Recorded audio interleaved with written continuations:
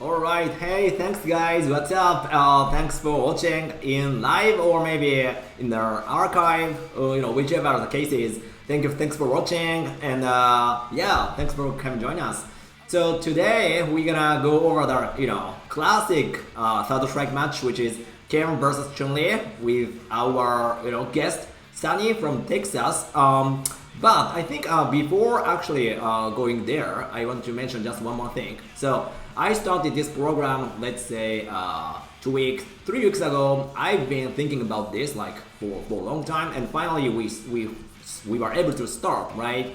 So we are still kind of waiting for you guys to kind of reaching out to me. Then maybe we can pick up some of the players for the future episodes, right? So there are still slots. So just please feel free to reach out to me and come join us, right? So that's my hope. And then also to that point, this is kind of like the curriculum of season one, right? So we have a lot of things we should cover in the future episodes. So I think it might be you that actually are going over the one of those curriculum with me. Okay, so just a small spiel before starting, and then thanks for watching again. My very good friend, he's a young player, random young player in Jersey. He was actually saying to me, "Hey, Daisuke, actually people are looking, watching your show should be very psycho, right? This is a very niche content, so you gotta really appreciate those people." Yeah, I do. Okay, so let's get started. Today's guest is Sunny from Texas. So I think 2 weeks in 2 weeks in a row, we're gonna have the guest from the Texas scene. So welcome to the show, Sunny. Hey, how are you, Daisuke? Hey, what's up? So how you doing? I'm doing great today. I've been excited for this all week. Okay, that's very cool. So I think maybe as usual, maybe can you tell us about yourself a little bit, like who are you playing, and then also where are you playing, which I already a little bit mentioned, but how long have you been playing this game, all that stuff. So can you maybe give us a small introduction of yourself? Yeah, so I play Ken. I started Third Strike like early 2019, like right before the pandemic kind of kicked off. So yeah, I've been playing for like 3 years now or so. I play in Dallas with the free play crew, and yeah, we have a lot of strong players there. We have Lance and Yuki to learn from, and we got like a big rising pool of like mid-level players that are like trying to beat each other every week and learn like some new tactic in a matchup that'll give us an edge. That's very cool. I'm always jealous about the Texas team, but don't get me wrong, guys. Somehow we've got the guests from Texas 2 weeks in a row, but this is not my intention. Okay, this is just some what you call like this is not my decision. Okay, so people are somehow nominating themselves from the same team, but I'm open to any area, right? So please feel free to reach out to me. But yeah, Sonny, back to your point. I'm actually kind of jealous, right? Because I'm in New York. We have quite a few really good players, but it looks like Texas is, well, to be honest, like looks to be more organized. You guys have a very good like monthly, like in a set cadence, right? Is that Yeah, I mean we're an incredibly active scene compared to most of the other local scenes that I talk to. I mean, they'll talk about like maybe meeting up once every like 2 weeks or so, or maybe they'll have like a weekly, but not everyone shows up to it. But basically everyone in our scene meets up once or sometimes even 2 times a week. We have a monthly tournament, and tournaments aren't really always a common thing in Third Strike with different local scenes, to my understanding, just because it's kind of hard to find that many people locally that want to play the game. But we're really blessed here in Texas. Dallas is its own independent scene, and it's strong by itself and has a lot of players. But in the surrounding area, like about 4 hours in either direction, we have Austin and Houston, and it's easy for us to travel and intermingle with the other scenes as well. So it just feels like Texas is a really good place to be if you're trying to play Third Strike or level up. That's that's really cool. That's cool. Yeah, I think there is some discussion around always offline versus online, and then I think both are actually both have like each merit, right? But definitely at the end of the day, you want to play offline, as a third strike player. So that's actually big blessing for you guys. And just out of curiosity, how many players are actually joining the tournament each time? Like how many players do you have? Yeah. Yeah, so it'll really depend on the turnout and the individual month, but like usually minimum it's at least like 20 to 25. And of that group, there's like 15 that are like kind of staples that show up all the time, that are really eager to level up and improve. We might even have a tournament that breaks like 40 people every once in a while.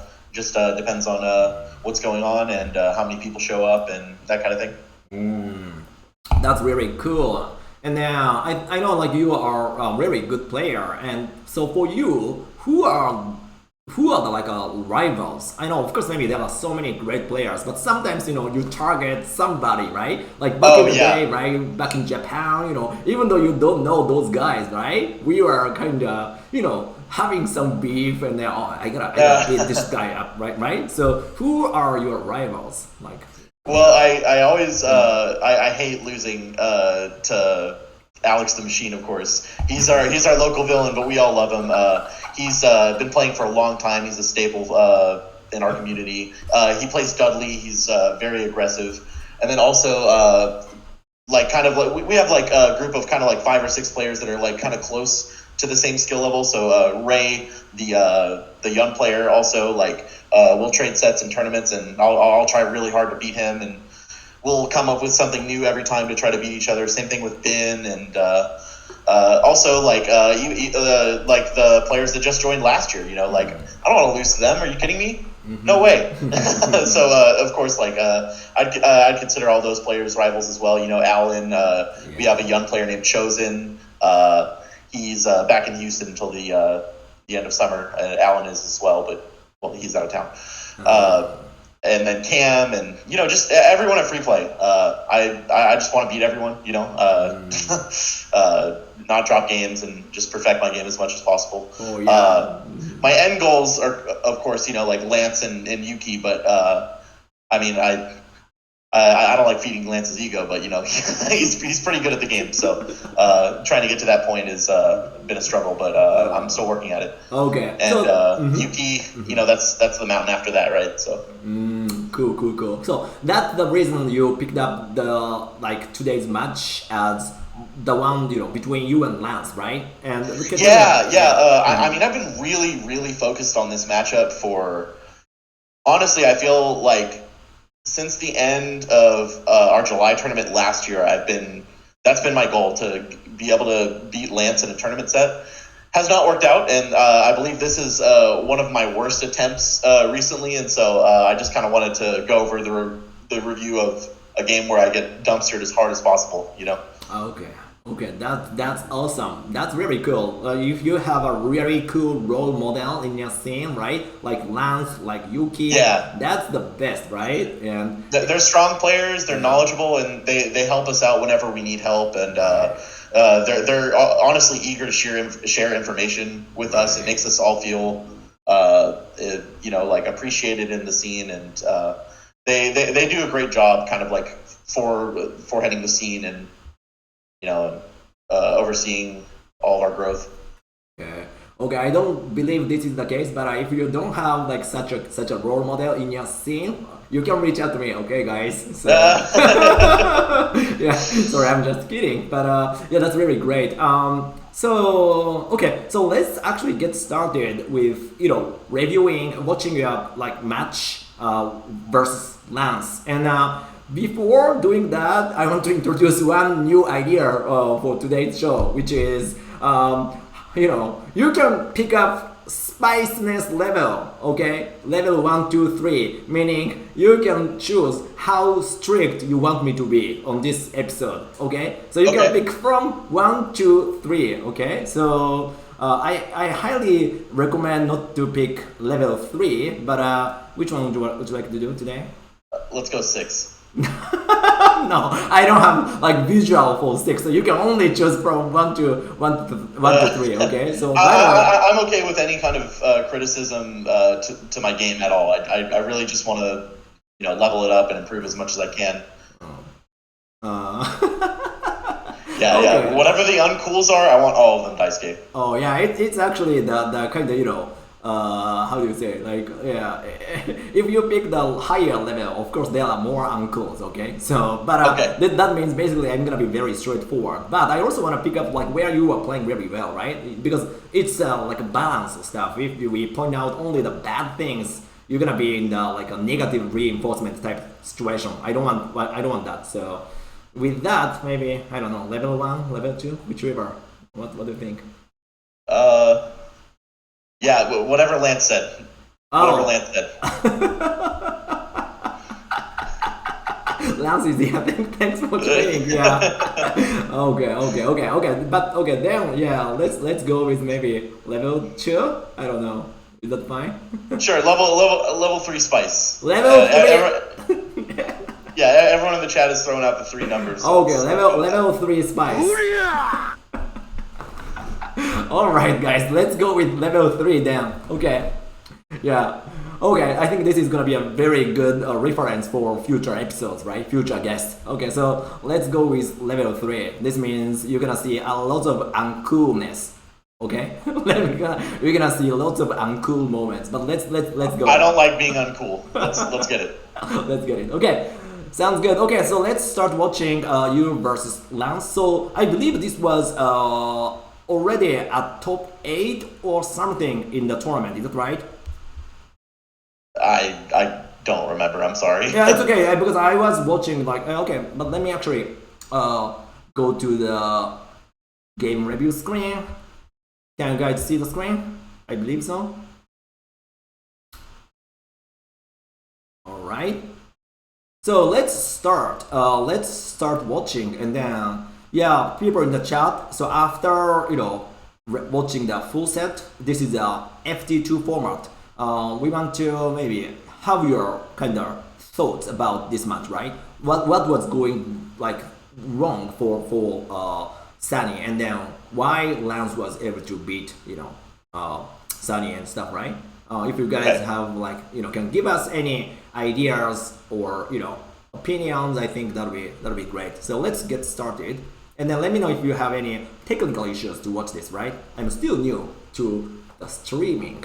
Let's go.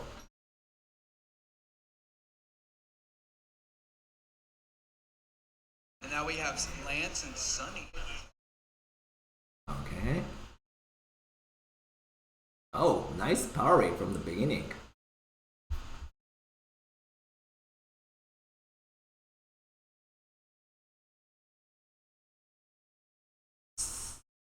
It's looking like it's going well until okay. So you ate this in the corner. Oh my God, this pressure. So cheap. Did you say cheap to your respectful player? Oh, him? Respectful? No.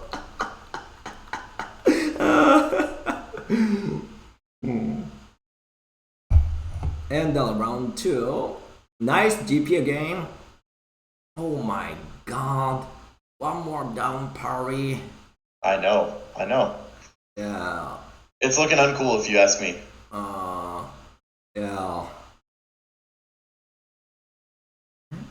Oh my God.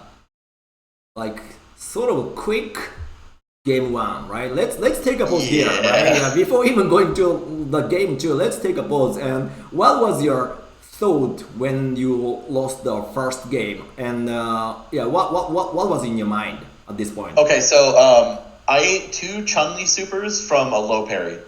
So I'm thinking about pretty much how to vary the timings of my attacks or take advantage of the fact that he might be parrying at certain instances. That's what I'm thinking about. How to do that. Maybe solutions I would have had to this at the time were like delay my attacks a little bit. Like before I want to hit a button, maybe like guard for a little bit and then hit my button, or throw him more. I don't know. I was mostly thinking about that kind of adaptation. Like even like in the middle of the screen during the ground game, he was low parrying and he got like consistent good damage from it. Right. Even like without taking any risk, right? So he was very smart at that point, basically taking zero risk, but giving you lots of trouble at that point. Yeah. It's I mean like he's far enough away from me, like in the mid screen that like I can't just throw him for tapping down at that point, right? So it's Okay. I think very that that makes sense. Yeah. So let's see how that thought process or adaptation was going in the next round. Yeah, I mean next game. Yeah.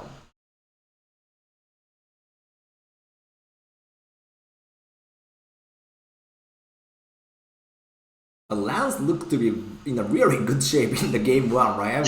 honestly, he was playing incredibly well this weekend. Only this weekend or like a regularly? Okay, game two. With Spanish from Lance. Oh my god! The timer is still 87. You got down. Jesus.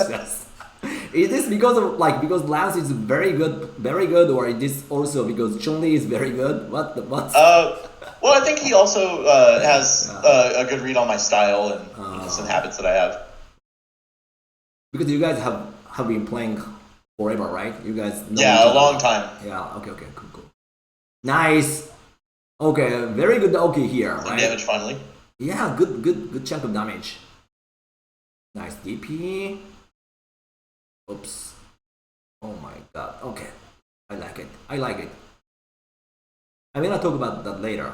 But that was really good. Yeah, that's cool. Okay, and then you ate one more. Super. At least I didn't eat it from getting parried that time. So you actually adapted, right? Is that what you're saying? In a very, very, very minor way, I think so. Yeah. Okay. So yeah, to be frank, like those two games are very quick. So yeah, very quick. So that means if you guys had played like let's say another 5 games, right? That would have been a little different, right? Because you started adapting. But to be honest, before you can kinda get your thought together, he was basically crushing you. So it was very quick. But I mean, like I'm not going to be able to show any of the results of my adaptation and in that timeline, just because there's a lot of things I'm getting outplayed on. But I definitely felt like I at least adjusted a little bit. Yeah, I felt that way too. Yeah, but that means that's why we really have to do lots of pre-planning, right? Before even going to the battleground, right? Because sometimes if you want to create some makeshift like tactics or strategies, it could be too late, right? To actually use that in the real matches. So and that's why here we are to analyze this nice set.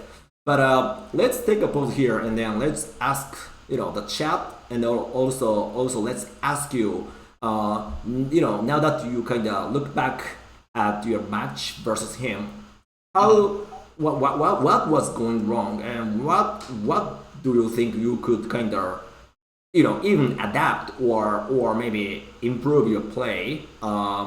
Any suggestions or thoughts from the chat, it's also always welcome. So just tell us what you think. I think I mean I'm not even winning the first round in these matches, and that's when Ken is supposed to have an advantage against Chun. Before anyone has any meter. So I think really just the way I'm attacking and the way I'm moving forward and trying to take space away from him, clearly it wasn't working because I wasn't even able to stay aggressive for long enough before he had meter. So I think my offense might have been the deciding factor. Okay. So you mean before she got the meter, you should have done much better job, right? I think so. That's my perspective at least. Right. And that means you also don't have a meter. So that's all about almost like ground game, right? Hmm. I see. Okay. Yeah. All I right. guess like to put it vaguely, like my my neutral wasn't aggressive enough or precise. I see. Okay. Okay. So I'm checking the chat, but we haven't seen any comments yet. But we are always welcome to the comments, feedback. So just let us know if you have any thoughts. Okay. Well, I asked Lance for feedback after the match, and he said, "I'm invincible. Just don't even try." So you know. Yeah, I mean the problem of this industry, right? Like every really good players never tells you the truth. That I mean, just kidding. I'm just kidding. I mean, that's the way I think we learn, right? That's exactly I think what was happening in the history, right? Like when they were getting better, they were asking top players, "Hey, how can I improve?" Oh, you gotta just steal from me, right? You gotta think about it, something like that, I guess. Um, yeah. Okay, so people are saying like I have no clue. Okay, that's fair because I mean it was too quick, right? And now, okay, then okay, K Rach Jr. Thanks for the comment. So he mentioned that maybe you are mainly only using the low moves, right? I think that's also makes sense. That's something I'm gonna. Yeah, yeah. I mean, certainly, like the vast majority of the attacks that I was, hitting in the ground game were low attacking moves. Right, and then eventually you got parried, and then like I said, like we discussed, Lance was effectively down parrying without taking risk, and then eventually you are, the damage was adding up, right? So, Yeah, I mean, I'm gonna bite on one of those if my game plan involves lows. So I see. Okay, I think that makes sense. Okay. Uh, Hollywood GG's, thanks for the comment. So basically, drop the confirms of low short. Yeah, that's true. That's also true. Yeah. All right. Okay. So I think, but what you guys are saying, I think makes sense here. Okay. So that makes Thanks for the question, Marathon Cake. I'm gonna address your question later on, right? So basically, he was asking why was Lance not taking a risk from. I was actually going to talk to you about that a little bit. Like later in the discussion, like what can I do like about someone like committing the parry during like ground game? Right. Not like in an up close like knockdown situation. Okay, that makes sense. Okay, all makes sense. Okay, let's start analyzing this matchup, right? One last question to you, Sunny. So ground game, we're gonna definitely dissect what kind of ground game you have to perform in this matchup today. Okay, so that's the main theme today. I'm gonna pull up actually the today's lesson agenda. Okay. All right, guys. So these three things are the things we're gonna go over today. Number one, ground game 101. Okay, so last week we were going over the wake up defense mechanic 101. But today in today's episode, we're gonna go over ground game 101. The reason is because if you can't win the ground game, you can never win. Whoever you are playing, even when you are playing twins, even when you are playing, let's say, I don't know who else, even maybe 12, right? If you don't do the ground game, you can never win the game, okay? So we're gonna analyze how Ken should do the ground game against Chun-Li, okay? That's the number one thing. And to that point, Sunny, I have a question. So what is your thought about the ground game in this matchup? In other words, what are you doing? What are you gonna do? Let's say in each situation, what's your main options? So I feel like Ken wants to get close and get a knockdown on Chun, so I want to orient my ground game around like facilitating that. So I like to use sweeps. I like to mix in jump in timings with either empty jumps, early jumps, or latest jumps, and I like to dash to get closer to maybe try to throw. So that's kind of like my idea of how to play the ground game. And I guess that would mean that I want to play maybe just outside of my sweep range so I can deal with his far fierce. And yeah, I guess that's like kind of the range that I want to stay at, outside of her low forward range, but like close enough to where I could threaten to sweep her. Okay, okay. Okay, I don't try to shrink Drelas. I'm gonna make it big, okay? I wanted to put agenda more bigger, but I'm gonna I'm gonna make myself big, okay? Because I have a big ego, as you guys know. By the way, Sunny, Sunny, can you actually watch the streaming? Because I think I'm flashing the agenda on the streaming. Can you? Yeah, I see the curriculum, so to speak. Okay, okay, perfect, perfect. And then also, well, despite the good suggestion from Drelas, I am very embarrassed by myself. So let me shrink myself again. Okay, so I'm so embarrassed. Don't let me do this. Okay, okay. So let's start with the ground game 101 today. So you said basically you wanna stand outside your sweep range, and then can you recap? So what you're gonna do in that range? You said either dash throw or maybe jump in, and what else? What else did you mean? I could like mix between late or early jump in heavy kick, or I could also just jump empty. And if I'm at that range, I could potentially parry punish her far fierce if she goes for it. And I'm like far enough away to where I don't have to deal with her crouching medium kick.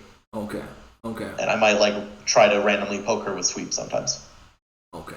Okay, that makes sense. That makes sense. Okay, so let's start dissecting the ground game in this matchup. Okay, and then I'm basically I keep saying this in this like what you call like 3S after school. Like in each episode, I'm always saying I just want to talk about like some universal ideas. Okay, I don't.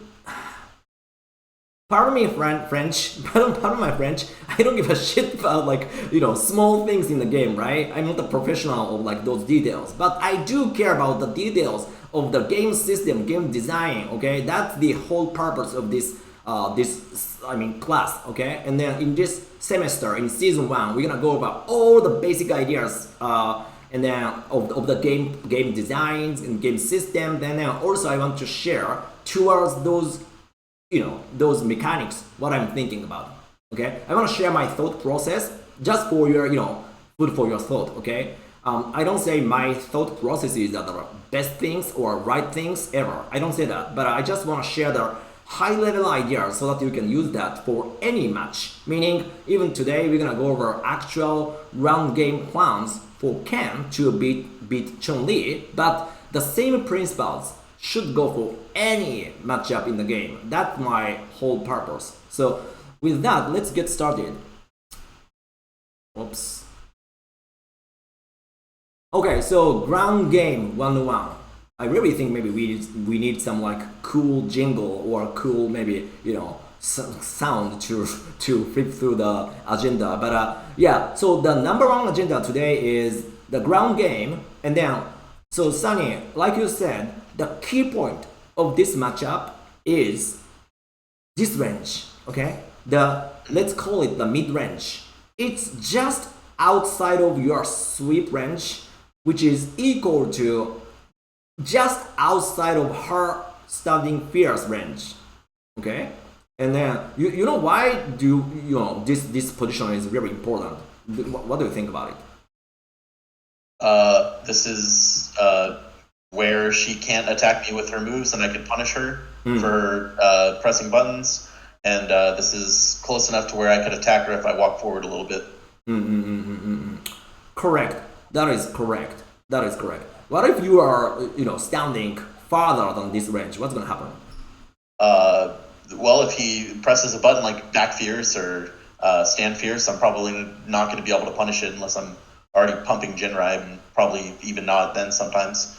And also, I'm going to let her build meter for free. I'm going to let her walk forward at me for free, if you like. Yeah. Right. Yeah, I think that's right. Yeah, that's right. And then also, what you said means if you are farther than this range, basically you have no tools that can actually threaten her, right? And so right. In this range, finally you can use some tools that can potentially beat her, right? And that means if you are outside this range, sorry guys, by the way, I'm talking about super basic thing right now. So you guys must be thinking, oh my god, Daisuke, again, you are talking about the obvious thing ever. Please don't do that. I know you guys are thinking that way, but again, please bear with me. I can only talk about some universal things, okay? I can't talk about the, super high level shit. I can only talk about some really important thing from my perspective at the high level, okay? Still high level. So if you are farther than this range, that means you have no tools that can approach, that can hit her. That's obvious. But the real problem there is if you are farther than that range, she has more control to basically get your real estate. The reason is she can walk faster than you, right? Sunny, she can walk almost the fastest. Right, her movement speed is faster than Ken's. Yeah, so, right? Okay. So if you back out too much from this range, that means you don't have any weapons, and she doesn't have any weapons either, but she can walk faster. That means basically you're gonna lose your real estate little by little, and you're gonna eventually get pushed back to the corner. That's why you have to hold the ground in this range, okay? Because in this range, as long as you are standing here, even though she might have a better tools, which we're gonna dissect in the next few minutes. Even though she might have a better tools, still you have also threat to her, meaning you can at least have something that can neutralize the situation, okay? So okay. And that's why you wanna hold the ground in this range. And with that said, let's dissect what you can do in this range, okay? So that's the main theme of the today's episode. So let's go to the next slide. Actually, what do you think? She can do in this range, and also what do you think you can do in this range? Again, this is the right outside of your sweep range. What you can do? So she can poke me with her far fierce. Maybe like take a small step forward and go for it. She can low parry, like we just saw Lance do to me. And earlier in the chat, I think Kenny said something like, my far heavy kick is really the only thing that could hit her from that range for going for a low parry. Mm-hmm. What else could she do? She could walk forward at me. She could dash at me. She could jump at me if she wanted to, but I don't think Chun really should. Mm-hmm.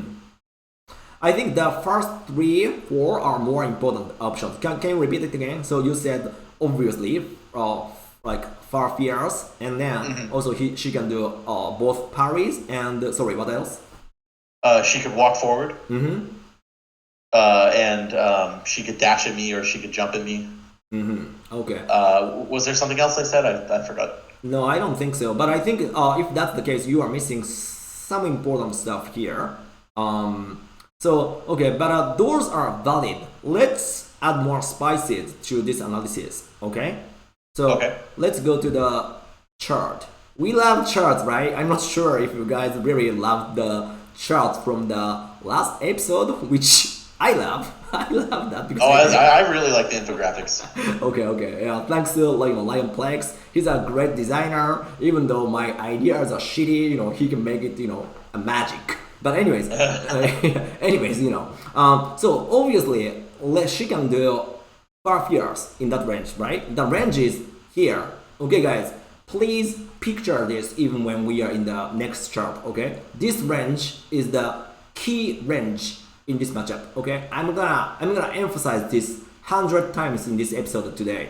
This range is gonna be the key range. You don't want to back out from this range because that means you're gonna automatically lose your real estate. That means you are getting closer to the death. Okay, nobody can survive in the corner in this game. That means you have to protect your real estate. By the way, I'm completely getting derailed right now, but I want to mention this thing. You guys are basically thinking, there are only 2 meters, oh my god, 3 meters in the game. Stamina bar, right? And second thing is what? What do we have, Sunny? What kind of meter? We have our super meter. Super meter, yeah. And what's the third thing? Our stun gauge. Stun gauge, yeah, for sure. And then there is a force meter, which is the screen. The timer. Yeah. Sorry, what did you say? I said the timer, but I guess you're referring to our position on the screen. Yeah, exactly. I think timer is also Okay. the one, but position in the screen, right? If you are going back, that means you are losing something, just like you are losing the stamina. Because obviously, mathematically, if you are get closer to the corner, you have a better chance to die, right? This is something Yeah. everybody is kind of misunderstanding when they play. So you can lose the real estate. For some characters, Third Strike is all about how to be a real estate dealer. Okay, for instance, Urian, that's a very good instance, right? Or even maybe who else? Let's say it's a little like extreme example, but SA2 Makoto, right? For her, it's an opposite example, but basically they are fighting for real estate, right? They are not fighting for the stamina meter or anything like that, or even stam meter. They are fighting for the real estate. So that concept is very important. So it's a hidden like bar in the game. Okay, so I'm gonna go back to this point later in this episode, but let's actually move forward. So I see. so the first thing is like you said, standing fierce. Okay, but the other thing she can do, which is super important, is forward roundhouse. Oh, okay. Forward I see. roundhouse. Yeah, yeah. Now that I mentioned this, maybe you can kind of picture why this is Yeah, absolutely. I mean, if I tried to press crouching heavy kick or walk forward and do crouching medium kick, it's going to lose to this button. correct. Correct. Exactly. That's exactly right. Okay. And what else? Crouch medium kick. If she can walk up a little bit, because she can walk very fast, right? Even Yeah, from that yeah. range, she can hit hit the crouch medium kick. Then probably in some cases she might want to use the back fierce as well because of this biggest hitbox, right? Would you agree with these options so far? Yeah, absolutely. These are all buttons that I have to face against Chun-Li in the ground game. Yeah. Right. And then you mentioned the dash and jump, but I didn't include that in the chart. And the reason is yes, she can dash and she can jump, right? But basically, right, her dash is on the slower side in the game, and so does her jump. She can Yeah, jump, absolutely. right? It's just not as strong of a thing for her to commit to as someone like Ken. Right, exactly. So in the in practice, what we really want to care about is basically those four moves in this range. Again, we are talking about the mid range, this range, just outside of your sweep. Then what you can do is first, I think you mentioned the sweeps, right? And one of those is actually crouch medium kick, right? And then what's gonna happen is this one can basically lose to almost everything, right? Not everything. Sorry, I'm wrong. But if the timing is right, basically this one can be in an even situation against stand fears because it's just a matter of like who can press the button, earlier, right? The Right. Yeah, I see. Right. And then, but against forward roundhouse, definitely each time, like every single time, whatever timing you're gonna press the button, you're gonna lose to this move. Would you agree? And it's gonna absolutely, it's gonna be awful because I'll be crouching, so she'll be able to link into super if she wants. Exactly, right? And then crouch medium kick. Now we can finally say these are kind of equal. Actually, both moves are 7-frame setup, which is actually fast. Believe it or not, your crouch medium kick is 1 frame faster than Akuma or View. Did you know that? I knew it was faster, but I knew it had like one more frame of recovery as well, right? Yeah, that's also right. Yeah, that I'm glad you know Okay. that. So this one, meaning this one is one of the best medium kick in the game. Okay, so this is very fast, and then so it's hard crouch medium kick. Those are Yeah. both 7 frame setup. So basically, it's a matter of the timing when to press the button. So it's an almost even, right? And Yeah, if she goes first and clips me before I get it out, then she'll win. But if I tag her on her startup, I'll win. yeah, correct. And then against back fears, against this actually you can beat it with the crouch medium kick. But so far we've got 2 evens and 1 lose, and one win, right? This is definitely not in your favor. Okay, and then Yeah, this is I'm gonna lose out. yeah, exactly. Okay, so then go to the next one. Let's take a little different option here, which is how about like standing roundhouse? Okay, so this one is gonna basically lose to stand fierce, just because this one is much slower. Usually, this is gonna get beaten by stand fierce, and then even believe it or not, against forward roundhouse, at the best case scenario, this can trade, but usually this is gonna lose, right? And then Oh, I actually didn't know that. yeah, this is gonna lose. Yeah, maybe you can test this out, but of course. By the way, guys, these are basically based on the timings. Like any move can beat any move in the game if the timing is really good. Of course, right? Like the extreme example is, let's say, even like versus like between crouch medium kick and no, there's no good example, but let's say stand roundhouse versus forward roundhouse. If your stand roundhouse happens before her roundhouse is gonna be active, of course you can win, right? But I'm not talking about those extreme examples. I'm just talking about in general. If you press the button at the same moment or slightly similar timing, what's gonna happen, right? That's what I'm trying to say here. So usually, stand roundhouse is gonna lose to forward roundhouse. Okay. Yeah, I got it. yeah. And then the situation you want to use this is when you read their crouch medium kick, you can beat her crouch medium kick outside her crouch medium kick range because this is longer and this has a better hitbox. We haven't talked about the priority system in the game, but basically the higher or stronger button you press is gonna be the lesser buttons. Like in this case, stand roundhouse is gonna beat always crouch medium kick as long as hitboxes are happening at the same moment. Okay, so basically you can beat the crouch medium kick. So there is some use case. And then against back fierce, I would say it's evenish. So this is the result. So over here we've got 2 loses and 1 win, 1 even. Okay. Even worse than the crouching medium kick. Yeah, even worse. But at least this one can beat crouch medium kick, right? Her crouch medium kick. Yeah. It has a use for that, and that's like one of her best moves. So. One of the best moves so far. And then the next thing is, you mentioned this thing. This is crouch roundhouse, so-called sweep, right? Let's see sweep. So this one can be even with her stand fierce. The ranges are almost identical. If I kind of use the mathematics, actually standing fierce is slightly longer than your sweep, but in practice we can consider these two are almost like even, the same length and same priority. So it's just a matter of when to press the button. The true ground game. Okay. So this is even, and then against forward roundhouse, again you're gonna lose. Like definitely, like there is zero possibility to beat her forward roundhouse. Okay? Yeah, she's just jumping over it.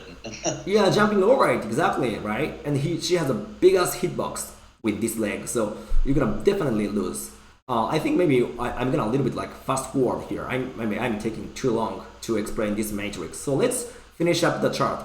You're gonna lose to this move, but you're gonna beat the crouch medium kick just because you have a longer limb and then also a better priority. It's a high attack versus medium attack. So usually you're gonna always beat her crouch medium kick with your sweep. Then also you're gonna beat the back fierce. Of course it depends on the timing, but let's talk about the general case. You're gonna beat her back fierce, okay? And then lastly, I think let's stop here. Of course you can do EX Halo or like some other stuff, but since you mentioned the beginning of the game, especially the first round is very important. So let's forget about the like meter moves like EX Halo and stuff. So practically you have basically only 3 tools on the ground in terms of something you can press. Would you agree? Yeah, it makes sense to me. Yeah. I can't see a reason I'd hit another move that would try to hit her. Right. And so the question is, among those three, which button you want to press the most? What do you think? It looks to me like I'd want to press sweep the most. Yeah, is that something you are thinking about usually, or this is not something you are like consciously thinking about? What do you think? I definitely take this into account. You know, like the range of my moves versus the range of my opponent's moves, and what's going to beat what at what timings, and also I consider like the reward of them, right? You know, without meter, like sweep is going to be the most rewarding of these to hit. Correct, correct. Can you explain why it's rewarding? Well, it knocks her down, and that gives me a lot of time to move closer and get the space back to that mid range that you were talking about. Or and if she quick rises, you know, she rolls away and she moves closer to the corner, and I gain stage real estate.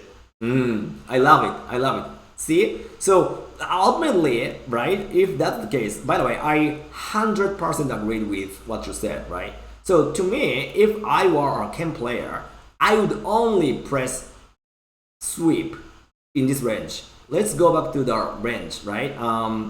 It's gonna it's gonna take a while because I put the transition, but please bear with me. Let's go back. So in this range, I think definitely primary option is gonna be sweep, especially at the beginning of the round, right? Because you don't have super, that means low forward and shit, right? It's not so strong, right? It's not as strong as it will be in the later round. Yeah, absolutely. Right? So you wanna basically use sweep to, like you said, get back your space, right? And then also get some like wake up offense situation. And then on top of that, sweep has the best priority in terms of the buttons. So you wanna use that to knock her down, and then that's the longest among all of your moves. Probably except standing roundhouse. So that's why maybe some players are using standing roundhouse effectively in this matchup. That's also a really good tool, right? But when it comes to the beginning of the round, we really want to focus on how to hit your crouch roundhouse. I think if we think about the theory, this should be the case. Again, do you think this makes sense? I completely agree with everything you've been saying so far. Yeah, it makes the most sense that this is the move I want to, lean on the most, and it makes the most sense that I should be, orienting my strategy around like being able to hit it as much as possible. Okay, So, yeah. okay. Yeah. I agreed. So theoretically, a sweep is the move, right? With that, let's take a look at the matrix again, right? What do you think is the problem of this chart so far? We kind of came to the conclusion, okay, sweep is gonna be the really good tool in this matchup, right? Probably, especially because in the round start, you are farther than the mid range, right? So you have to basically walk up and then come to that range, and then you can start using sweeps. But what's the problem with this matrix right now? What do you think? To win in as many situations as possible as Ken. Yes, exactly. What do you think? Yeah, I know. I'm giving you. I'm throwing some like like mysterious conundrum out here. So that the problem also to me, right, as a real player, problem of this matchup is Sunny. Okay, is gonna be, I think, this freaking move. Okay, I'm actually using this finger on the streaming. So the forward roundhouse. Oh, I'm sorry. I thought you said program. Okay. Sorry, program. That Yeah, move is problematic for sure. it's problematic, right? Absolutely, yeah. Yeah. So because as long as she's pressing this button, right, this is gonna be a problem for us because you can't deal with this with any of your moves, your buttons, right? Right. Right. So what would be the solution then? What do you think? I'd have to whiff punish it. Right, exactly. That's why this matchup is really tricky. If there was no forward roundhouse in the game, probably you'd have a much better chance to do a proactive neutral in this game. in this matchup. But because of the existence of this freaking move, basically, if you want to practically hit your stuff, you always have a chance to lose to this, right? So it's Right. right. It's almost like invisible threat for you. That's gonna bother your head like basically every time. So because of that, here is the idea from me. So basically, you want to let her whiff this move, right? And to do that, of course, you can just walk back, but also as an alternative, you can do walk up and backdash. You can do just regular walk back as well. It's almost like a synonym to this idea. But I just put out this idea in this matrix. So it's very straightforward. You're gonna pretend to walk up, but at some point you're gonna do the backdash and then kind of get out from her forward roundhouse range. That'll let her whiff this move, and then there's enough time to actually whiff punish forward roundhouse. The reason is this move is very strong, but the startup of this move is actually 13 frame, which is the slowest among all 4 moves we put in this matrix. So even when you backdash, you still have enough time to whiff punish her forward roundhouse. Okay, I see. Yeah, and then also you have to walk back as well. So that's just choice. But one thing I wanted to mention here is your backstep is one of the fastest in the game, and then so is your front dash. We talked about the medium kick, which is 1 frame faster than Ryu and Goki, but also forward dash. Ken's forward dash is 1 frame faster than Ryu and Goki. Oh wow! Did you know I didn't that? know my dash was better too. Yeah, did you know that? Maybe. No. Okay. So dashes are really good. Believe it or not, you have the second best dash from dash in the game. Okay, and then even the back dash is the third fastest dash in the game. The very fastest one is Oro's back dash, and the second one is Makoto. And then you have the 14 frame dash, right? So now if you compare the startup frame of her forward roundhouse and your backdash, she can activate her forward roundhouse on the 13th frame, right? Whereas you have a 14 frame backdash. This will give you enough time to punish this one. I mean, whiff punish this one after your backdash if the timing is right. Yeah, I mean, if I do this around the same time she wants to hit that button, I'm already done with my backdash almost by the time his forward roundhouse is active. Correct. And that's why backdash and front dash is very important in this matchup, because if you try to beat her, for like let's say, if you want to compete evenly, right? As you can see in this matrix, most of the cases you're gonna lose, especially if she abuses the forward roundhouse. But the actually strength of your character is you have the almost one of the fastest dashes in the game. That means you want to be very, very, let's say, agile, right? I was talking about the same to Alan in the last episode, but you also want to take advantage of your dashes, right? Front dash, back dash, those are much faster than her dash, right? But to actually, take advantage of dashes, you want to start with, the basic ground game, because I told about the 80-20 rule in the last episode where I was talking about the importance of taking control on the ground before you're gonna start dashing or jumping. Because if your opponent is taking control on the ground, they don't need to care about your jump or your dash, because there is no pressure put on them, right? So they can definitely easily react, right? But if you start hitting something on the ground, they have to allocate their, let's say, mind resources to the ground game.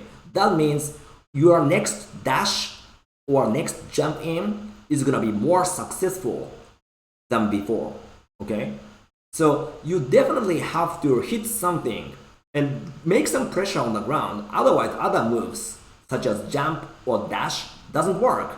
But the tricky part is you have a better jump, better dash than her. So you want to take advantage of those. But to start utilizing those tools, taking advantage of those tools, you have to do something on the ground. That's the whole point of this kind of lesson today. Okay. I see. Yeah. It's what allows me to attack her. Yeah. Once I get her to focus on the ground, then I can open other things up. Yep. Exactly. Yeah. And then I think one last thing is the dash forward. I think you mentioned sometimes you want to do some kind of like a dash throw or dash offense, right? From this range. Yeah. Right. Do you know why you want to do that? Like, can you kind of like dissect or explain why you want to do the dash attack, dash offense from here? I'm desperate to get a knockdown and get her closer to the corner. Right, because yeah, exactly, that's right. Because in the mid range, even though you have to compete, but still this is definitely in her favor, right? But probably at the point blank, you might have a better chance to beat her. Would you agree? Yeah, I want to get close and use my like fast close medium punch and throws and stuff like that. Correct. Yeah, that's correct. Yeah. So to do that, right? Because definitely this is obvious. Like if you haven't conditioned your opponent, your forward dash can be losing to any moves. Of course, that's kind of obvious. But what I want to say here is to make your dash successful, you have to hit something first, right? The again kind of edge case is hitting your sweep, and then while she's knocked down, you can dash, right? That's one case, right? But the same thing is gonna actually apply to any other moves. If you hit one low forward, or let's say one roundhouse, or even some random fireball, if that caught her, your opponent's like mind resources or attentions were going towards those moves. That means you're gonna get more chances to make a dashes or even jump ins successful, right? Yeah, absolutely. I mean, she has to focus on like beating the thing that hit her. She can't just leave her defense open to something that's making her lose health and screen space. Yep. So I think yeah, with that maybe let's take a look at the match versus Lance again, right? And because based on this, I want to point out maybe a couple of let's say some errors, I think, right? Or maybe something you can probably play a little bit differently in the next match, right? So let's go back to the game screen again, and then let's take a look at what was happening there. So in the round one,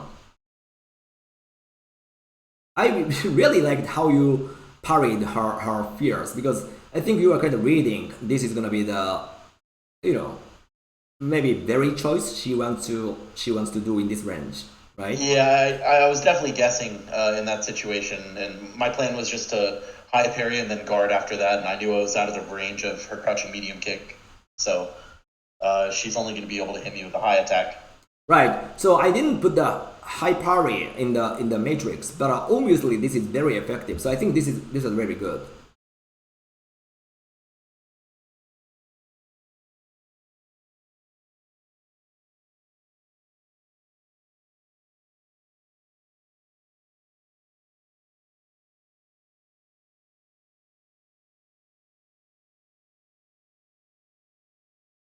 Yeah. So if we go back,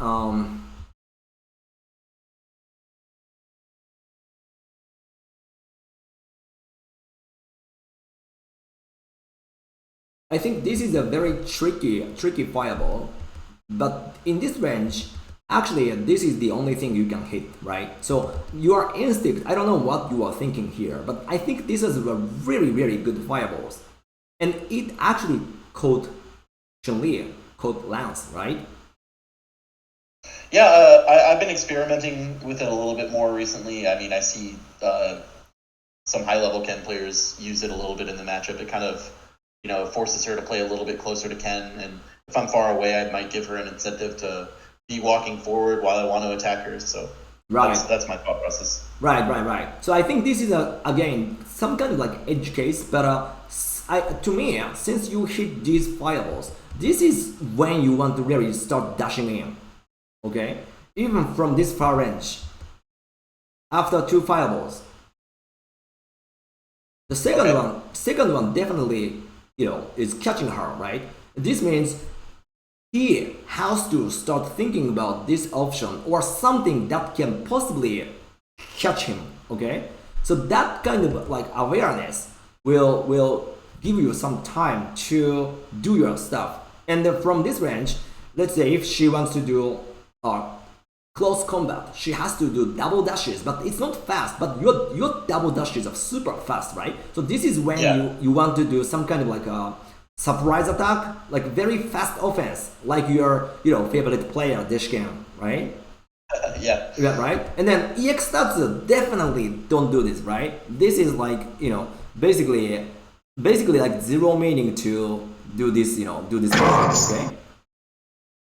Okay. This is a very uncool move, and then Ken players tend to do this from the desperate feeling, but you shouldn't do this because this doesn't yield any outcome.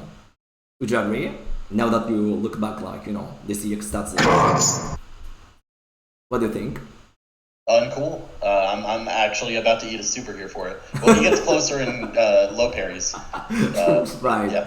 Yeah. So instead doing the kind of desperate tatsu, you gotta be proud of your moves here. Your choices, your ideas are effective here. It caught her. Definitely, I would say definitely your double dashes and throw would work, or at least get you closer to her, even when she's taking. Still, you can be in the better position than where you are right now. Or I mean, I'm 2 dashes away from the other corner I was at, and then the tech space, even if he doesn't eat the throw, so it's a lot better than where I was at. Right? Yeah. Because I mean, jump usually takes at least like over 25 frames in this game. Whereas if you do the double dashes, it's gonna be 22 frames in total, which is much faster. Double dashes can be a threat to her because she's not thinking you can hit her from this range, but you hit, right? Again, this is an edge case. I don't usually use Hadouken Fireball in this matchup, but once you do this kind of thing, right, you should do some offense from your from your position, right? And then this can go for any of other moves. Let's say you hit low forward, you hit sweep, you hit, let's say, stand roundhouse in the mid-range. That's when you can finally start doing some scramble, right? Definitely, you shouldn't do that before you're gonna condition her, right? And then, let alone EX stats. Don't freaking do this, okay? Never ever, yeah. When you wanna do EX stats is when you actually read their jump out, or when you want to do some like a really neat, sleek cross up. But that's again very extreme case. So in a regular ground game, when you want to do the orthodox game, you shouldn't do this. You can do double dashes, which is more effective. Okay. Yeah. So this is the problematic range out here, right? So after eating the super, basically, there is no way to compete her. She can abuse forward roundhouse, and then you don't have like any space to back out anymore, right? I'm already dead in this situation. Yeah, this situation is tough. Like let's say we're gonna put some really good Ken players in this position, with this situation, with this stamina gap. Probably not so many players can survive from this range against any Chun players. So, and then one mistake really goes a long way in this matchup, right? Because if you do this kind of like, let's call it a misjudgment. Let's call it a misjudgment, right? Off of this, because she already got the meter, you can easily lose your first round, and that will put you even like worse position. Yeah. Absolutely. Yeah. It can snowball really fast. Yeah, very fast, right? Okay, so with that, let's go to the next round.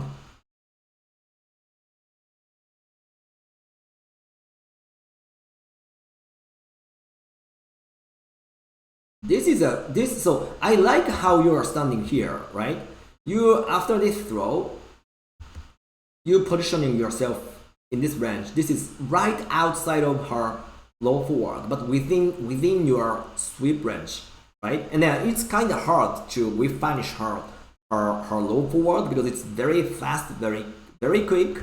So it's hard, but you at least reacted. So I really like this move, right? I think this was awesome, even though it didn't hit. Okay, Okay. Yeah. I really liked it. But I like the alternate base. yeah, but what I don't like is after this you block this without hitting anything. You started dashing, right? And then you ate this medium punch. And to be honest, I think Lance was probably buffering super on this one. Oh yeah, I should have eaten a super here for sure. He doesn't normally drop that, but I might have gotten lucky in this case. Yeah. So this dash is definitely. I'm sorry. I mean, maybe you're gonna hate me after this episode, but this is not the cool stuff, right? Because you haven't, Oh, I completely agree. Yeah. right, because you haven't put the pressure yet. So when you try to desperately dash, this is not the timing. You should have done this when you hit fireball in the previous round, as opposed to here when you haven't hit anything else. Yeah, she doesn't have to worry about stopping hitting buttons. So the fact that I'm dashing at her is just kind of playing into her strategy. Right? Yeah, simple as that, right? It's very simple. I'm just saying, let's dash, let's jump after you hit your shit, right? Very simple, Yeah. right? But Yeah, definitely. right, but not so many players can actually, follow this discipline, right? You gotta follow this. You gotta actually, act with some like dignity. Otherwise, you're gonna be down. And then this is a little bit different topic here, but we're gonna talk about this thing in the next lesson, which is this one. So you did low light kick here, and then the next one is parried, and then I think the person in the chat was actually asking why this is like low risk parry. The reason is very obvious because in this range, after the first light kick, this range, right? Usually, this mix-up is a very good mix-up. You're gonna do a light kick, and then that will give you like +1 frame. But versus Chun-Li, because Chun-Li had some glitch, you can get +3 frames after this one. Okay, she has 2 more extra frames when she does the Right. She block. has like extra guard stun or something. Right. So usually this is a very, very good situation on paper, but the problem is she's too small for you to hit some high attacks, right? If this was Right. Ryu or Ken, you can do standing medium punch or standing medium punch, and then if they go for down parry, you can confirm your stand medium punch into super, right? Right, but she ducks underneath it. Exactly. That means for her buffering down parry after this kind of thing is almost free, right? She I see. Yeah, that does make sense. Yeah, she's not really giving anything up trying to low parry there. right. Yeah. Now that you think about it, like this is almost like zero risk for her. Would you agree? Yeah, I would agree. Right. The same thing was actually happening in the first round. Let's go back to the first round. We have to. Okay, so over here you did a very good job from the beginning, right? And then you hit. If this one, this almost looks like you are getting the first round, right? The problem started here. You blocked this sweep, and that will give you some plus frame, right? So you thought, okay, let me start my offense. But this thing never works because again, even in the disadvantageous situation, because you don't have any moves that can actually effectively hit high, right? That means for her, buffering down parry in this kind of situation is always free, right? So basically, you are giving her some free discount, right? And then that will also make lots of meter for her. Yeah, parrying the attack and then smacking me with one. She almost got like half a bar from that. Exactly. And then you did the same thing again, right? Over here, after this sequence. I love how you jumped and you didn't press any buttons because you were maybe probably subconsciously understood, okay, I haven't put any pressure, right? Let's go back. I mean, I have to land in front of him. I'm negative. It's his turn. Right. It's her turn. But the good thing was you didn't press button even in the air because she was ready for anti-air, I guess, right? So you just, were patient enough not to press any button. And then you block this, but after this, of course, the same situation, right? Yeah. Free yeah, damage. The moment I have like some kind of advantage, I'm like, we gotta attack now and we gotta do it low to get low parried. Yeah, exactly. So this is a free damage for her. I think this must have given Lance lots of relaxed feeling. Oh, okay, I can get free damage from this guy. I know you are very talented, but not today, right? Kind of stuff. So that's and then again, like even eating this stuff, you are still dashing, right? No. This is where you wanna hold your ground, start hitting the sweep, okay? Buddy, you have to hit sweep to change the momentum. You can't dash before you hit your shit, okay? Yeah, I get it now. Yeah, simple as that. And I'm sorry, because you chose level 3, I'm a little bit rude today, I think. But I know you're very talented, so I just want to share what I would do, right? What maybe good players would do.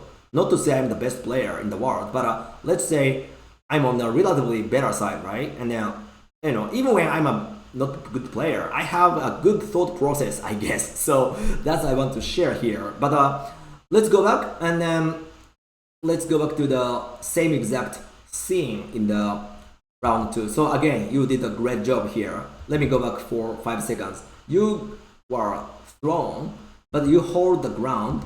You tried to be punish. This was great because even when this didn't hit, still he should have thought, oh my god, I was barely eating this sweep. He knows how to compete in this range. Yeah, I bet in this moment he was thinking twice about hitting crouching medium kick again. Right. Exactly. Then you block this. This is all cool. Those ground games are all cool until this point, right? Don't do that. You might think this is just one medium punch, but it goes a long way. Like I said, if you can't control the ground, her, let's say she hits just one single normal, but that's gonna make a snowball effect, right? When you haven't created such an effect on your end. So this one hit is gonna go a long way in this matchup. You really have to win the race on the ground, otherwise there's no chance. And then back to this point, right? After light kick, no chance to beat her down parry, right? Yeah, it's effectively free for her. She's not risking getting hit by a high hitting move. Right, exactly. And then the question is here, just simple question, right? Like yes or no question. Do you think you are taking advantage of your cover throw in your can play? Do you think so or not? Just be not to the fullest effect, no. Okay. So I would recommend to use cover throw. Okay, I put the data in the keyframe data in your introduction page. Let me actually quickly go back to the introduction screen, right? For you guys. Oh no, it's so messed up. Actually, it's already here. So on the left hand side in this screen, we have our key moves, and then on the bottom we have cover throw, and it says it's 34 pixels, which is so long. Your regular throw have only 27 pixels, right? It's the range. And then maybe you guys think, let's say Urian's throw is very wide, right? How long would you assume, would you expect his throw range is? If your regular throw is, let's say, 27, what do you think? about? I mean, I would have, before you asked me this question, I would have assumed it would have been longer range than Ken's regular throw. So I guess I would say 30 pixels. Yeah, that's a good guess. Actually, it's 28. Okay, it's 28, and then you have Kara throw, which is 34, and then obviously your Kara throw is, for those who don't know about Ken's Kara throw, it's back medium kick, and then that's a really crazy move. One of the craziest moves in the game because you can do Kara throw just with basically one button, right? It's just pressing one time, and then it's gonna carry your opponents all the way down to the other side, right? That's so freaking crazy, to be honest. Yeah, Ken's back throw is ridiculous. Right, it's ridiculous. It's one of the, I think, glitches, to be honest, right? To me, it looks like a Programming glitch. oversight, I don't know. Right, but yeah, let's take advantage of that as a Ken player. After light kick, let's use more maybe Kara throw because that's super strong even from this position where you are, right? You are actually off to the left right now. If we think about the full screen of this stage, you are actually off to the left. But if you throw her, with your back throw, you guys gonna actually move to the completely, all the way down to the other side of the screen, right? Yeah, she'll be in the other corner, right? for sure. Right. So to me, right, if you want to do some mix up, like when she has almost zero risk to do down parry, why don't you throw first? Right? That's my thought process. Why are you going for down parry when you have already eaten 2 times, 3 times her down parry, right? So let's use more Kara throw. And then once we're gonna start watching, Deshken's play today, we can see how many times he's actually taking advantage of Kara throw from that range. Okay. Yeah. And then I like how you're holding your ground here. Of course, you are already in a very disadvantageous situation because of like those small misjudgments. So it's already very hard. And eventually, you are actually you lost the first game. But that's kind of the recap of the ground game. So go back to the chart. I really think you definitely have to use the crouch roundhouse to keep the ground, right? And then you really have to also care about her forward roundhouse. And the only solution is let her whiff this stuff, right? That's very important. And then the other things we are kind of analyzed is don't use low attack even when you have a frame advantage, right? Let's use Kara throw because pressing low attacks all the times, that doesn't help you. Okay. Okay. Yeah. So I'll try to open her up more with Kara throws and use more sweeps. Yeah. And I really like the backdash when she wants to hit her forward roundhouse that you put in the little graph here. I need to start using that more because I feel like I'm a little stagnant on the ground and like my movement isn't where it needs to be. So that should really help. I feel like I could get a lot more whiff punishes on that move that way. Yep. Yeah, for sure. Yeah. All right. Okay, that's really good. So I think, to be honest, this is one of the key components in this matchup. I think the other thing you mentioned before today's streaming, when we are talking, is you want to kind of have better understanding of wake up offense, right, Sunny?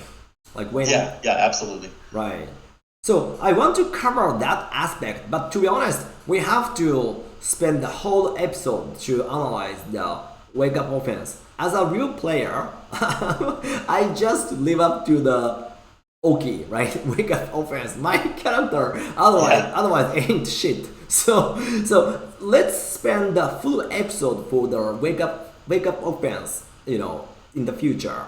Today I understand the wake up offense is the key component as well. We really have to wrap our heads around the nitty gritty of the wake up offense. But let me skip that for now, right? Because Yeah, one thing at a time. exactly, and then anyways, until you can actually understand the effective ground game, you will have no chance to do the wake up offense, right? So let's save it for the future episode, and let's focus on how we are discussing the ground game, and then let's watch the greatest, later on, and let's see how he was actually using those tools, including sweep and backdash and kara throw. Okay, let's focus on that today. Yeah, sounds good. I'm trying to learn a hell of a lot. Okay. So let me take a pause. I'm actually following the agenda I wanted to showcase today. But do you have any any other questions, or even people in the chat, if you guys have any questions so far I want to address? Because like I said, I'm not the greatest, unfortunately. I'm just here to share some of the thoughts what that I've been crafting in my brain. So if you guys have any questions so far I want to address. I just really like the approach that you're taking to opening up my offense and getting her to stop pressing buttons on the ground and making her focus on what I'm doing before I commit to risky offensive situations. Right? Yeah, because Sunny, I think you are very talented. Because I mean, last time when I saw you in Texas, you had like grown a lot, right? You had already progressed, and you had already kind of fine-tuned your play since the second last time. So I was very impressed, and then you are doing very good job here and there, right? But the point is, I think, to me, I don't think you have a kind of consistent, like coherent strategy in this matchup. I think. Oh, I would absolutely agree. Yeah, I've been like scrambling trying to figure out what the right thing to do is. Right. So again, you are doing very good things here and there. So that means if you can tweak very small things we are now discussing, I think again that'll go a long way, I think. So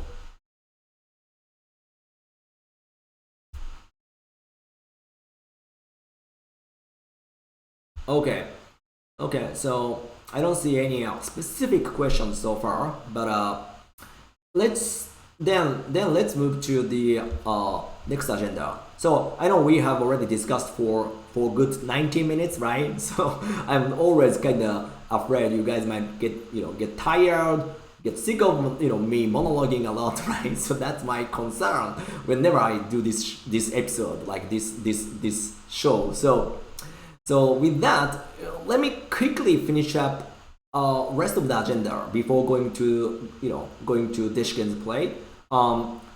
So we talked about the mid-screen stuff here, right? And then I have one more thought around the ground game, which is the actually closer range. Okay. Okay. Like so, close combat. Close combat, but not point blank yet. So this situation, is very tricky again. Okay, so this is almost like within her crouch medium kick range. So it's much closer than the mid range.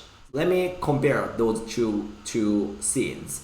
I'm flashing the game screen in the on Twitch. So if you can take a look, I think that might be better for you, Sunny. But so this is the mid range that we were. I'm looking at Twitch now. Yep. So this is the mid range we were discussing. Okay. Then this is the closer range I want to also quickly talk about. Okay. Yeah, a little bit closer. Little closer, yeah, exactly. Then, just in the interest of the time, I want to get straight to the conclusion for this thing. Okay. In short, this range is somewhere you really don't wanna stand. Okay. This range, you have basically zero chance to compete. The reason is very, very obvious. I want to throw you lots of questions here, but let's not do that. Let's just simply flip through the screens here. So basically, again, she has a like whole set of moves here, but unlike the mid range, actually she has Kara throw in her arsenal in this range, because from this range she can actually start doing Kara throw. Maybe she might need to micro walk up and stuff, but basically she can throw you. And then even when you have a really good Kara throw, of course her Kara throw is the craziest thing ever in the game, right? So yeah, it's insanely far range. Right. So in short, what I want to say here is all of your move is gonna win in this range. Okay? Usually, if this is against Shoros, you have a very, very good bet in this range. Let's go back to the game screen once again. This range is in any matchup in your favor. Versus Makoto, versus Goki, versus... Oh yeah, my favorite move. Right?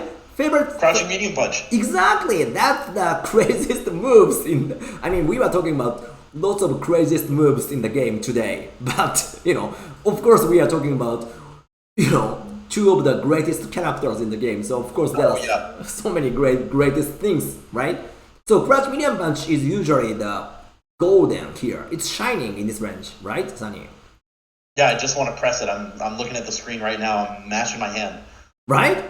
Yeah, exactly. Yeah, that's what you should do, right? So that's why when we look at the top level Ken versus Ken, both Ken players are usually mashing Crouch Medium Punch in this range, right? It happens a lot. Yeah, right. But this matchup is, to be honest, terrible, because Crouch Medium Punch can lose to any of those moves. Okay. Again, there is a caveat. The timings are almost like equal between you and your opponent, right? But basically, you're gonna lose to every move she can do here. Yeah, I'm losing way more than I'm ever winning here. Like it's just an awful spot for me to be. I should not try to play the game at that range. Exactly. That's awful, right? And then the reason I wanted to bring up this chart is this also tends to happen for like medium level players. Even sometimes this happens to top level players. That is when you have a really, really huge disadvantage. For some reason, maybe out of your fighting spirit or something, you want to compete in this situation, right? But my suggestion is don't fucking do that. Seriously, don't do that. There's zero value to try to challenge or compete in this range, in this matchup. Because again, as you guys, like as a smart players, right? You guys can clearly tell, yeah, actually, you know what?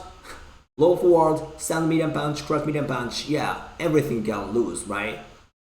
Like as a fact, you can't compete, definitely. So whenever you are in this range, I highly recommend to recognize you are in a really awful situation and just please, back out from that range, okay? Yeah, don't be there. Right. Therefore, backdash, okay? Therefore, front jump or even back jump, okay? And then, luckily, you have a really good cross up, one of the best I think actually the best cross up move in the game, right? You all jump low, jump medium kick. Would you agree? Yeah, it's ridiculous. It's ridiculous, right? It's ridiculous. So that's why you wanna do backdash or back jump, or even jump forward to kind of turn it around. And then when we look at the Deshken's play today, we're gonna see so many situations he's gonna do the same. Okay? I'm learning from the greatest. I'm just a student, in front of those real big boys, okay? So I'm just learning like you guys. So let's be objective. You can never compete in a disadvantageous situation, and then that's why you are losing to better players. They don't take a risk. Just like Lance's play, he was inputting, buffering down parry when they had zero, when he had zero risk which means he was very smart, very effective. Okay, that's the kind of the difference between the good players, like winning players and losing players, I think. So don't compete in this range, okay? Yeah, I'm fighting a losing battle in that range. I shouldn't be investing time there. Right. And with that, I really want to go to Deshken's match, but but still have to cover one more topic here. So I think you did a really good job here. This is the move I was just talking about. Are you still looking at the Twitch streaming, Sunny? I'm watching Discord now. Okay. But yeah, you can actually go back to Twitch. Can you? Oh, okay. Can you take a look? Oh no, actually, maybe even actually either works. Sorry. So Okay. maybe Discord might be better. So you actually jumped in from this range. It wasn't like a really like a momental judgment here, but you successfully landed your jump medium kick here. Okay. Yeah. It's my turn now. It's your turn, okay? So this is something I want to recap today, okay? This is my last lesson before watching the greatest games from Deshken and the Japanese players, okay? One last thing, I want to really skip this part, but I can't because this is something something you guys are sometimes actually missing the game, okay? So I want to put emphasis on this point. What you did actually here is immediate light kick, okay? And then for this, I'm gonna uncool, okay? So Very uncool. Very uncool. I see. very uncool. The reason is here. We were talking about the effectiveness of a delayed crouch tech in the previous episode. So let's recap. I know like you didn't have a chance to take a look at the analysis with Alan/Atsu, right? So let me quickly recap, and also for those who haven't had a chance to watch the previous episode, we were talking about the wake up situation. On your wake up, you have 6 frame throw invincibility, and that's where all the wake up games are revolve around. Okay, so you really have to think about this part. And today it's not a wake up; it's after your jump in, right? And in this case, Lance blocked your jump medium kick, right? And then let's say hypothetically you get 6 frame frame advantage. It could vary, of course, right? It depends on how deep the jump medium kick is, right? Right. How many frames after they guard the attack I'm falling before I connect? Right. But to just make the discussion simple, let's say you get 6 frames, Sure. as an advantage, okay? So the same can go for this situation. So that means your opponent, Lance, actually got the block stun first, right? 6 frames. So this is where you can only move around, where Lance is stuck with the block stun, right? And during the block stun, the only good thing for the defender is they are invincible to against the throw, right? You can't throw your opponents when they are in the block stun. And on top of that, there is a 6 frame throw invincibility after this block stun, right?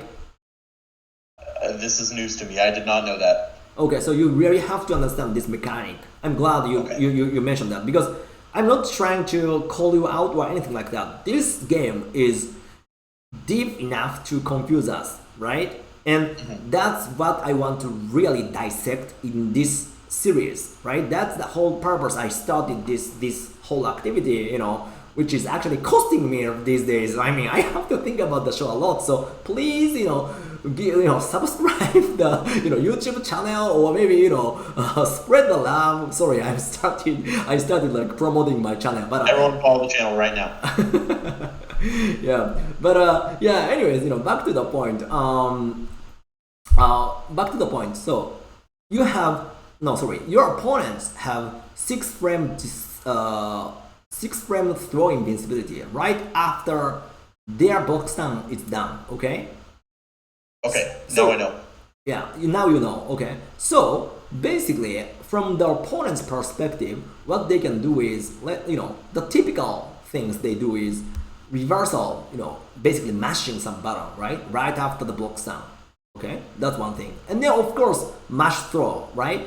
I think you have come across so many situations where you let your opponents, let's say it's Urian, they blocked your jump medium kick or jump roundhouse, and then they are mashing the fucking throw, and then you are thrown to the corner, and then they activate ages, and then you're gonna die, right? That happens a lot. So the two classic options your opponents would do in this situation are either either reversal attack or reversal throw. And what's worse in this matchup is she has 3-frame light punch, crouch light punch, which is the only crouch light punch, crouch light kick in the game that can start on the 3rd frame, which is ridiculous, right? That's why they are always mashing this shit, right? And she's taking a throw too. Yeah, exactly, right? And you said it's gonna kind of stop your throw, right? Yeah, she should be taking a throw, right? With a crouch tech. Exactly. Because they can crouch as a crouch tech. You're right. Yeah, and with this, let's think about what you can do, right? As an attacker, which is right the fastest attack. Is let me start with this, okay? Almost everybody, when you have frame advantage after your jump attack, right? Almost 19% of the players are doing fastest attack. That will happen during their block stun, right? This is huge problem because they will start inputting something after their block stun, right? Because let's say if you want to do the throw and attack mix up, right? But because of this throw invincibility, you can only throw them on the 13th frame, okay? Sunny, this might be a little confusing, but let's please look at the meaty throw line, okay? Because they have throw invincibility after their block stun, right? You have to delay your throw if you want to do the meaty throw after your jump attack. Are you following? Yeah, it has to be ridiculously far out because first they're in block stun, they can't get thrown. And then, as you said, there's 6 frames after they leave block stun where they can't be thrown. So I have to wait incredibly long to be able to throw. And I guess it's 10 frames in this case because it'll be active on the 13th. Exactly, right? Yeah, exactly. That's what I'm saying. And this means, right, if you want to do some mix-up, you have to use this time zone as opposed to the first part of this matrix. Because when you do the attack here, because they have a block down, they have a throw invincibility, your throw never works. That means, as long as they keep blocking, there is no mix-up chance for you as long as you are using this time frame. Are you following? Yeah, there's no mix-up at all. They can just keep guarding and they don't even have to worry about eating a throw. Exactly. Even in the the following part, right, where they are invincible to the throw, even this part can be tricky because if they do the latest crouch tech, right, this is something we were going over last time. The idea is, let's say hypothetically your opponent is knowing you're gonna go for meaty throw, which is gonna be happening on the 13th frame, right? After this, they have actually 4 more frames where they can do the throw tech. I don't want to skip this important part, but if you wanna know about the details of this mechanic, please revisit episode 2 with Alan, because we actually went really deep into this topic. But basically the idea is, after your throw is being active, there is a 5-frame window where your opponents can tech, okay? So this means if they do the latest tech on the 17th frame, and then if they keep blocking until 16th frame, basically your mix-up doesn't work, okay? Because let's say you did the fastest attack, of course it doesn't work because they are blocking. And then if you do the meaty throw, this is also teched. This is gonna be teched.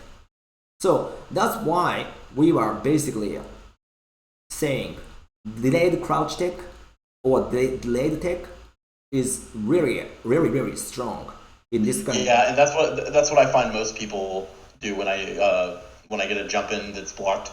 They'll do like delay crouch tech. It also it works well like if I backdash immediately after because their jab's not fast enough for me to whiff punish on reaction. Right, yeah, exactly. So with this, let's quickly go back to the game screen here. So let me do the slow-mo. What happened here was you are jumping in and you get the frame advantage. Nevertheless, you went for the fastest light kick, right? So this means basically you are throwing away, you are waving your right to do the effective offense. Yeah, I've given it up. I had no mix up there. Exactly. Again, I'm not trying to call you out. This is a classic mistakes people keep doing to this day, right? Don't do this because this is not a mix-up at all. You might be feeling, oh, I'm attacking. No. You guys, the opponent is just blocking, I'm sure, I bet, I believe Lance never lost his composure when he was blocking here because this was not a mix-up. But if you went for, let's say, meaty throw as opposed to this one, that could have been mixed, like start of the mix-up. But definitely this fastest light kick ain't a mix-up. So I talked about the same thing to Creaky in the episode 1. He was successfully letting his opponents block his jump fears as an Alex. But after that, you definitely want to wait for a bit, split second, right? Otherwise, your next move can't be a mix-up, and that's a problem because you have to squeeze any of the chances in this matchup because you have a very, very less chance to hit her or effectively, get some damage in this matchup. So this, I have to make all my opportunities count. Right? And then basically, but once you can open up her defense, you can start some snowball effect as Cam because when you have the wake up offense, you can basically repeat, the situation and then it's gonna actually give you a victory. But if you can't open up the situation by this kind of like classic mistake, this is even not a misjudgment. This is just almost like a mistake. You can never do this in this game. There is no chance. I understand. This is just not a thing. Exactly. This is just not a thing. That's the case, right? So let's go back to the chart. Then how can we make this situation effective? Which is actually delayed attack. If you can delay the target combo, right?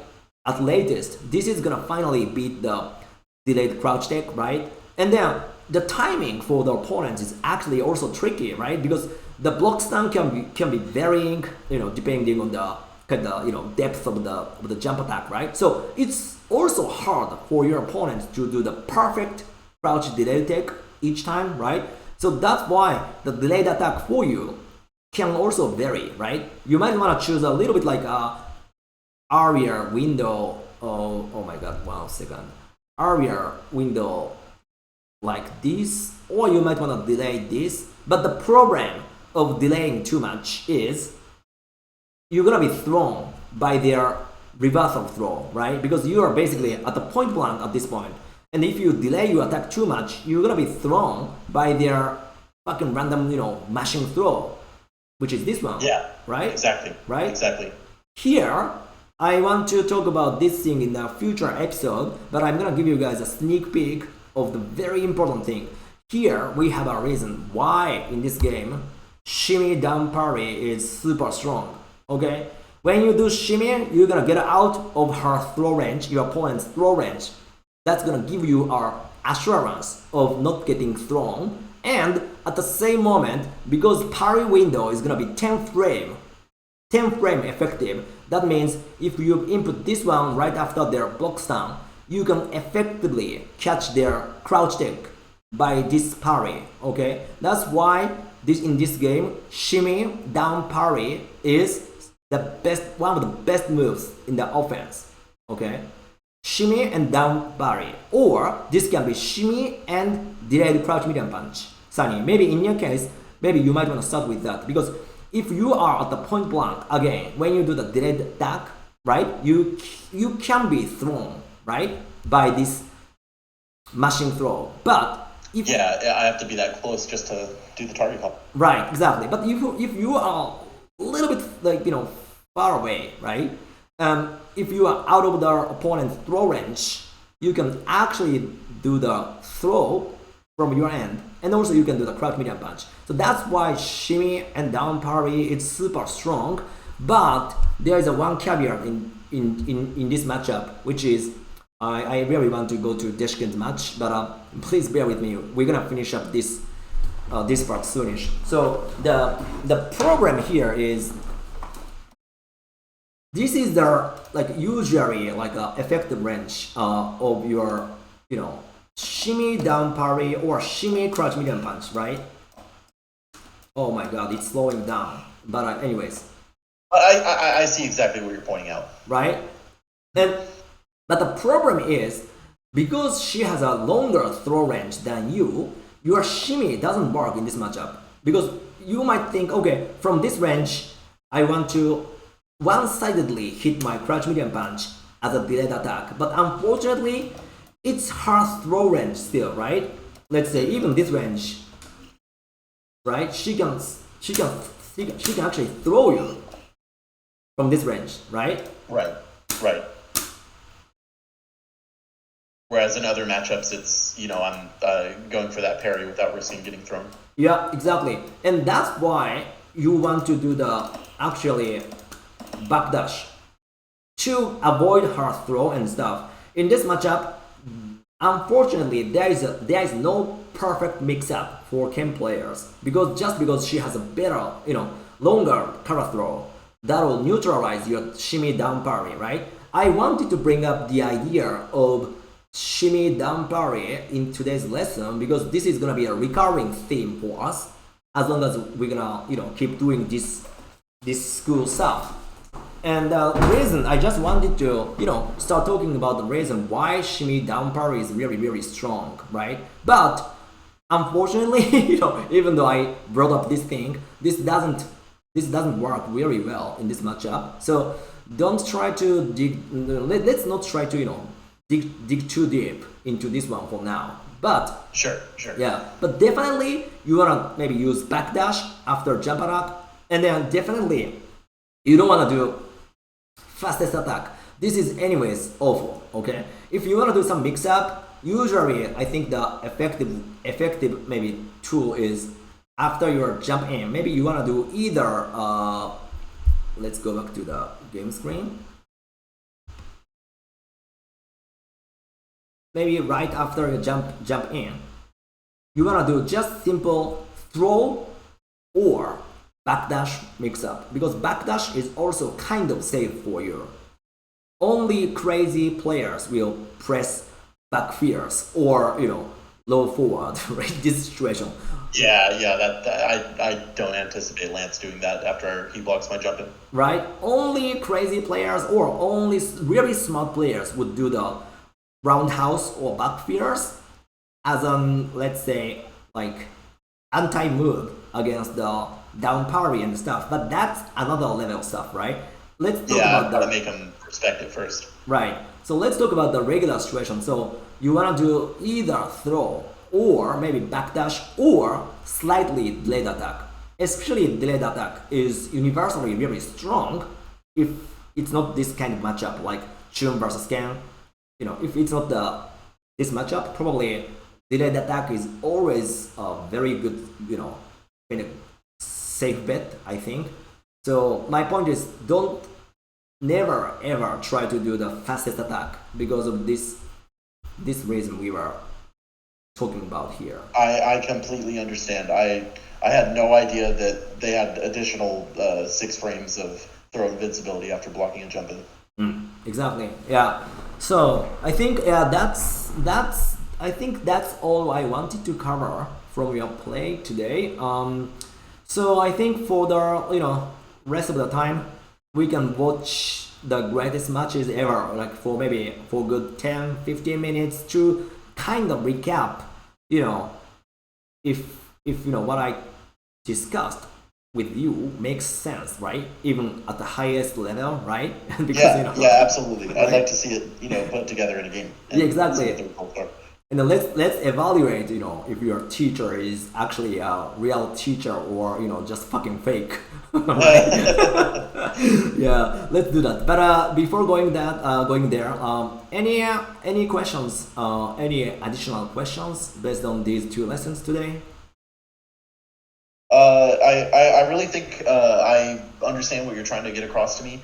I've got the VOD as a resource. I'm definitely going to go back and check it, but I really understand the idea of making him worry about the ground before committing to other types of offense.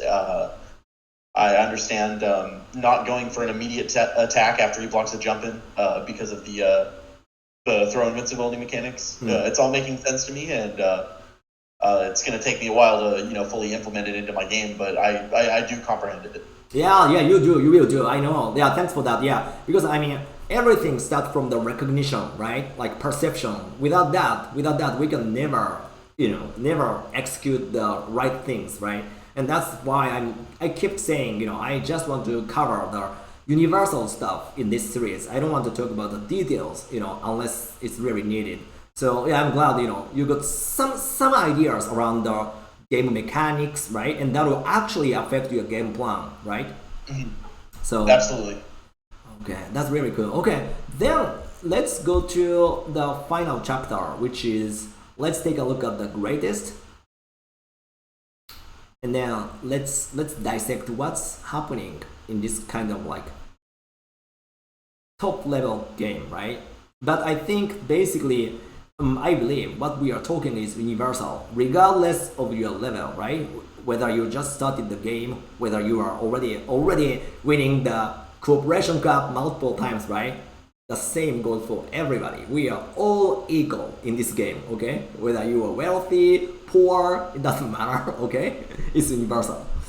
All right, and let's go to the game review. But sorry for the poor operations here. But let me a little bit adjust the screen. I didn't notice I need to adjust the screen. So give me just one moment.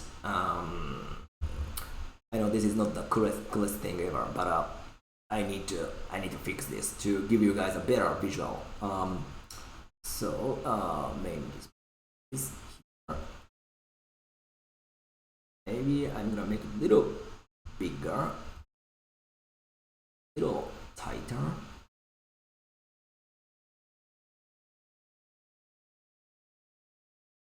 Alright, this might be looking better. Sorry guys, sorry for the very poor operations here. Like I said, I'm still new to the streaming and stuff, right? But please spread the love, okay? Please spread the word.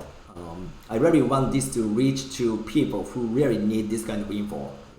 I really didn't want to bother myself to stand out and do this kind of thing. I'm not that kind of person, but we started this, so we gotta keep it up. So let's start watching a couple of games, and then let's see what we're gonna find here. And Sunny, just let me know if you have noticed something or if you have like any questions around his play. Regardless. Yeah, absolutely. Okay, so this can you explain like what is this match like? Fu versus Fu?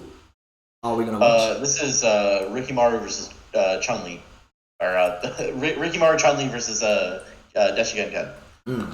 So basically, the best Chun Li versus the best Ken in the world.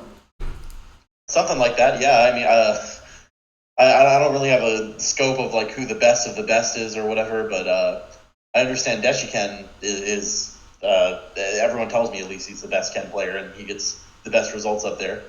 Right. And I watch his play and he just seems to get away with being more aggressive than I see other Ken players, and it hasn't really made too much sense to me. But After our discussion today, it kind of it makes more sense. You know, he's winning ground game interactions more, and he's directing their focus more than the other Ken players can. Right. Yeah, and then one thing, when we watched his match, what can kind of cloud our eyes is actually his frequent LP DPs, right? Jab DPs, right? I will talk about that maybe while we are watching because he does lots of DPs, but I think that's kind of exceptional thing. I don't really recommend to implement LP DP. I think most of the players can start with more solid basic stuff. I have never had the chance to play him, but I assume, let's say, when we can take a look at his match from, let's say, early 2000, I don't believe he was abusing LPDP, even though maybe he was already super good. I'm just assuming, so if I'm wrong, please just correct me, you guys. I know there are so many lab monsters, in our industry, so you guys might be able to dig out his old matches and then maybe you can point out, oh, Daisuke, you are again wrong. Maybe you can point out. But I don't believe he was doing that because to me, even though I have never played him, his play has been evolving after putting so much consideration, I think. So that means if you want to steal something from him, I don't think stealing from the latest play isn't necessarily the best thing to do, I think. But right. I understand what you're getting at. There's probably like specific intentions behind some of his moves that I don't understand yet. Exactly. Yeah, exactly. So, but with that, maybe let's get started. So this is Dashcam versus Rickmalu. I think those are one of the top Ken players and Chun players. So let's take a look. And then thanks for giving me props, Arcade. I don't know. Sorry, I don't know how to pronounce your name, but thanks for giving me a props. There was that double dash immediately. He hit one sweep and he dashed it on twice. Exactly. Yeah. Can you look at this? Like in the beginning, right? Like even from the beginning, he did the backdash right from the range I just exactly mentioned, and then he did with punish. I think this was a mistake from Rikimaru. I think definitely no one does the far medium kick. This was definitely. Yeah, but I'm sure he meant a Kara throw, and even still it would have gotten with punish. Exactly, right? And then right after this, immediately double dash, like you said, right? Yeah, he's got his attention towards the ground now, and I guess that's what opens him up there. Right. And then look at this, Sunny. This is very subtle. And then, like I said, we don't analyze the nitty-gritty of wake up. But one suggestion, if you guys can take a note, against Chun-Li is, believe it or not, backdash is one of the very, very good tool from the point blank, okay? He did that right after he knocked down. See? Backdash. This can let her throw forward roundhouse, close roundhouse, whiff. That'll give you a chance to do whiff punish with this. Look forward short you or sweeper if I'm too far. Exactly. And then you might think, oh, but Daisuke, this range isn't this range her Kara throw range? Yes, you're right. This is within her Kara throw range, but the problem here is she has to select either of Kara throws she have, right? And then when you are at point blank, she can only choose the shorter version of Kara throw. That means by the time you backdash, she can do the longer version of Kara throw, which is far medium kick, right? So that's why when you do the backdash for the point blank, every move she can do from here is gonna whiff. Whether it's Kara throw, whether it's roundhouse, close roundhouse, everything is gonna whiff, right? And now everybody wants to mash close medium kick, close roundhouse or Kara throw on their wake up, or maybe light punch. But if they choose light punch, you have basically zero risk. The situation is gonna be just even, right? So it won't be a problem. but they go for, let's say, roundhouse, kara throw, crazy stuff. You can basically one-sidedly with punish. So backdash is important. We don't analyze this in depth today, but just one tip, some like tidbits of the info. And even I'll here, start using that more against Chun-Li. yeah. And even here, right? This is the range I told you. You have zero chance to compete. This range, okay? Yeah. After this, right? Yeah. Immediately. So he gets out. Yeah. Immediately back out. But he didn't choose back jump in this situation because he still wants to keep pressure closer to the corner, right? So he didn't want to entirely reset the situation, but he did the backdash to avoid a couple of really annoying options. Yeah, one of them being that carry throw that whiffs. Right. Then, instead of going for low forward, roundhouse to beat possible down parry. Okay. I see. It Okay. looks close to meaty timing too. Yeah, exactly. I think this one round already covered maybe everything we discussed today. So Yeah. maybe can we call it In out 14 tonight? seconds. Right? Yeah, but let's take a look at the couple more things he would do. And by the way, guys, I have another concept we're gonna go over in the future episode, which is barred caging, right? Let's say your opponent is a barred in the cage. Cage is in the corner, right? It's a very important concept, right? You have to do a barred caging in the corner, right? Not only the point blank offense is the idea in the corner, but you have to keep this, let's say, your territory, your kingdom, which is the cage for your barred, which is the opponent, right? So I'm gonna dissect the idea of barred caging in this future episode, maybe in 3 years, okay? So yeah, so more to come. But basically, the idea was there when he did that GP. But let's go back to our point. Even here, okay? So when he did the front dash, this is a surprise attack. I think he was confident enough after the successful first round. So he started off with the front dash to make some pressure. But as soon as it's blocked and he ate stuff, he didn't stick with this range. Backdash, okay? He gets out immediately. Yeah. Instead of fighting back.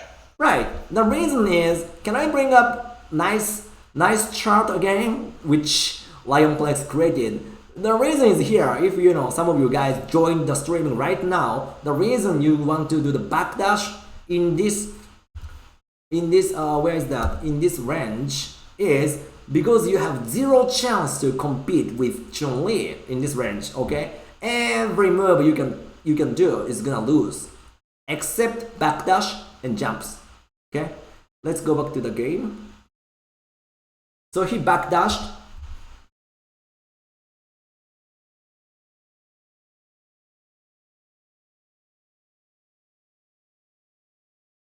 And then now it's a turn of point blank, okay?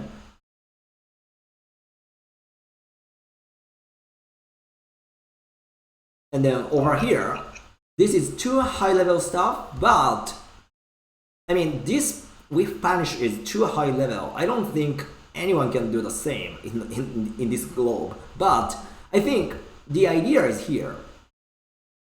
He is basically holding the ground in this range so that he can possibly whiff punish, right?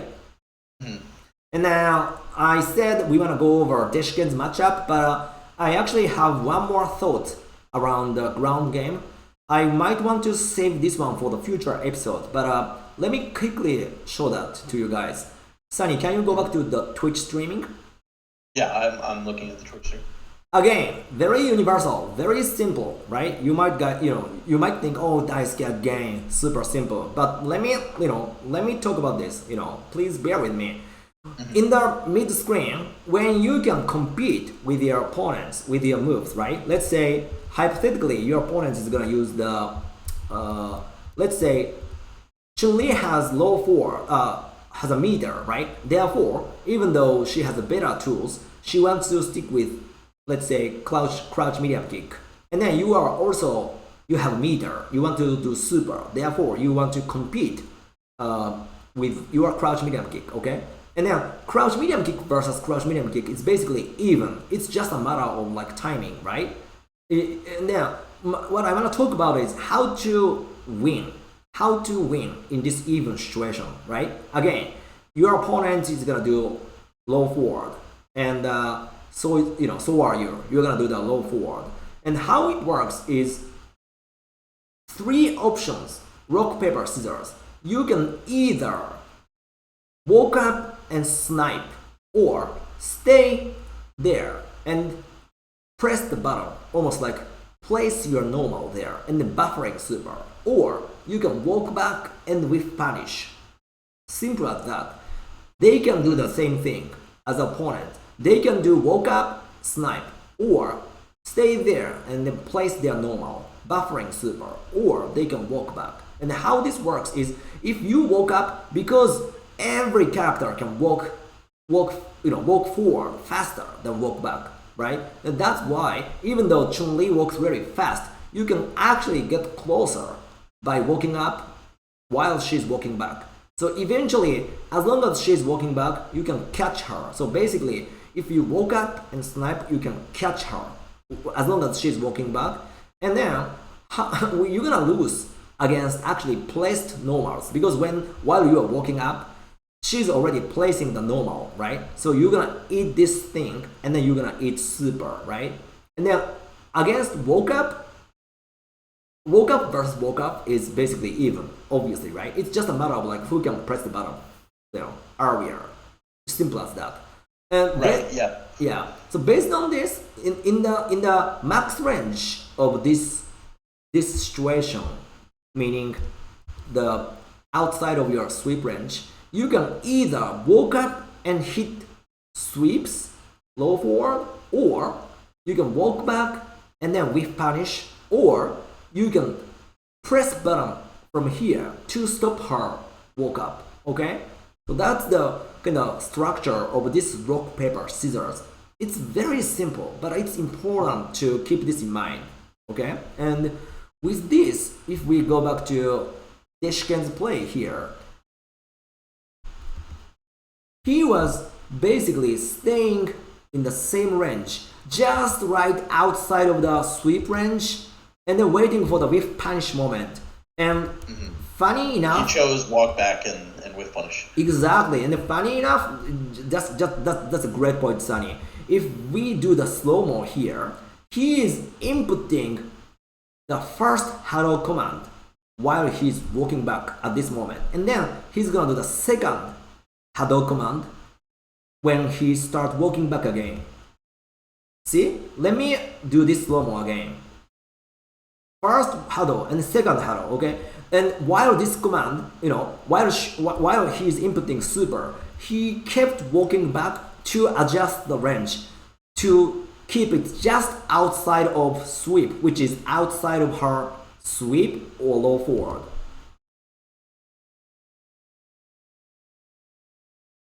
Can you see this? Yeah, I see. He's like taking small steps back between his like buffering. Right. So basically, in this moment, he chose to walk back. He was very conscious about the range, because at this point he doesn't need to too much, doesn't need to be too much offensive, because he has already stamina lead, right? And then of course his opponent might be a little bit upset because they want to come back, and then they're gonna be a little bit aggressive like this, right? Yeah, it makes sense. He's even like using the context to like dictate which one of these choices he goes to. Correct, right? And with this, I want to point out just one more thing from your play.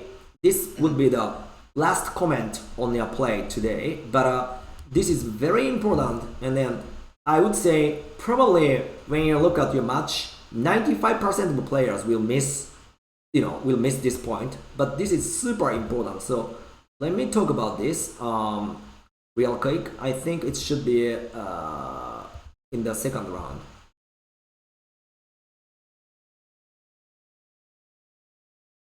It's not here. Maybe it's gonna be around here.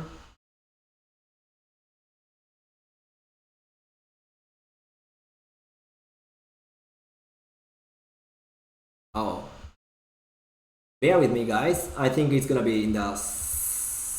Okay, this wasn't the first game. That's why. Sense.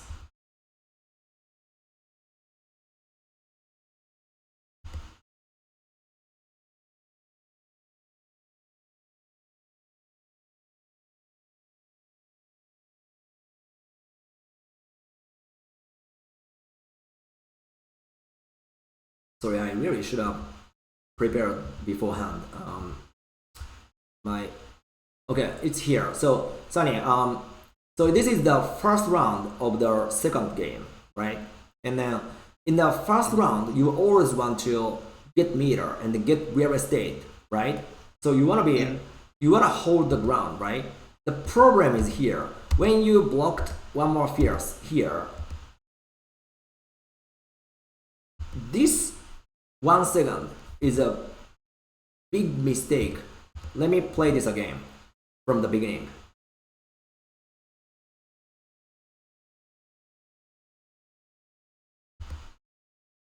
You know when you made a mistake, in my perspective, let me play the game. Sure, sure. This is very subtle, but unless you win this subtlety in this matchup, you will never win this matchup. So I think this is a maybe a little tricky conundrum. So let me explain what I'm gonna say here.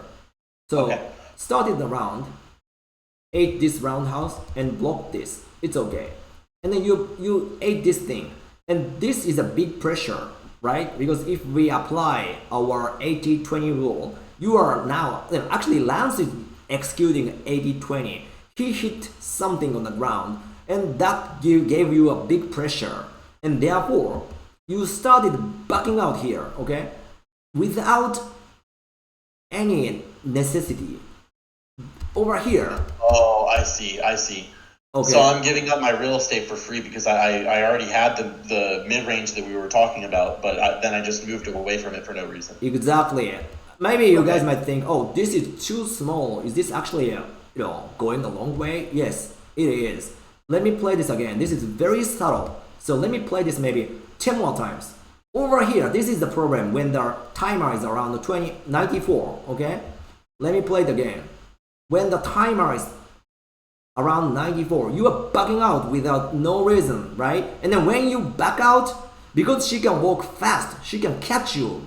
Meaning, while she's walking up, you are losing your real estate. That means you are losing automatically. Mm-hmm. You know what I'm saying? Right? So this Yeah, is I absolutely understand. right. This is so subtle. But let me do a slow mo from timer, being 96.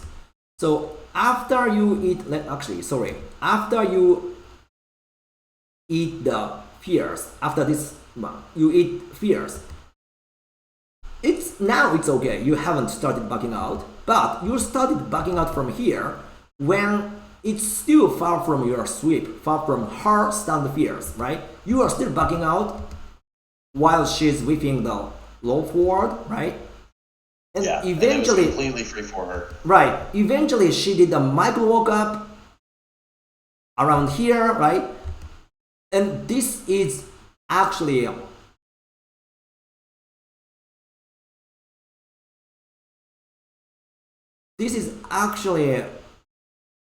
giving her real estate. You are losing your land. Let me play this again. After the fears, you are starting backing out unnecessarily, right?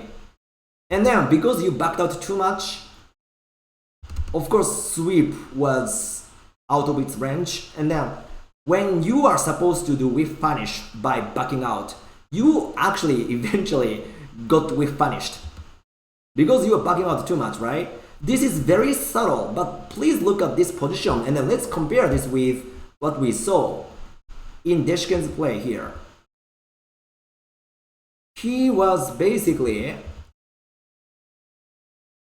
holding the ground here. He never backs out too much. He is keeping this distance, reacting to Chun-Li's walk up and stuff. just maintaining the distance, even during the super command input, right? SA command input, he was bugging out. I mean, keeping the distance.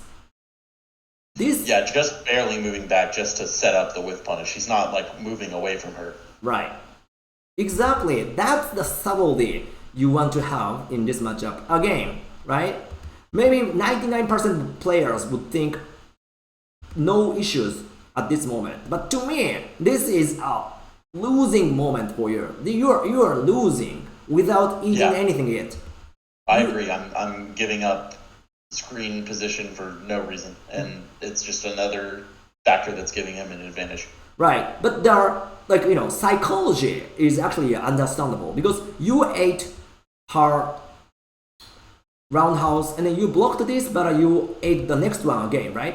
That maybe made you very uncomfortable. You wanted to back out, right? Like mentally. Yeah, I had a feeling he might hit another button again, but I wasn't conscious of the spacing. Exactly. Psychologically, this is understandable, so I don't blame you. This can happen to anybody, including myself, right? One day I was looking at my own match. I just realized, oh my god, why was I walking back when it's not necessary? This is just out of fear. This is not out of math, right?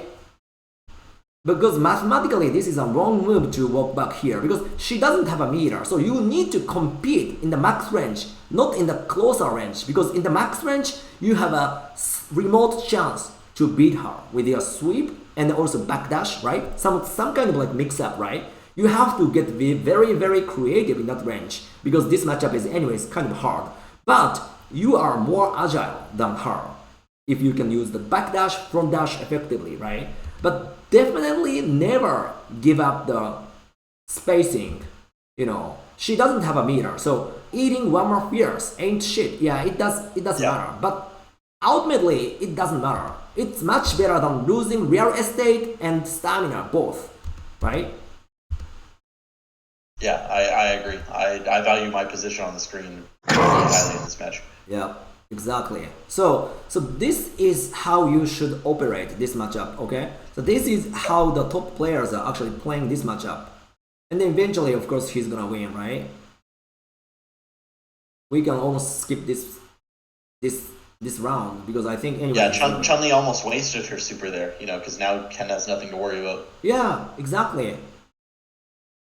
Okay, so that's how he played, right?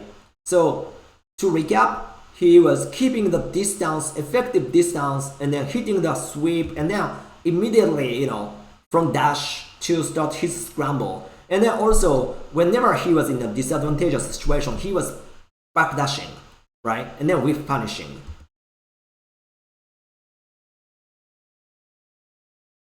Yeah, using that backdash in the mid-range more, I feel like, is really going to help me. That's a move I just never do. Right, even here, look at this. Because after this, it's a problematic situation after this one, right? It's very subtle.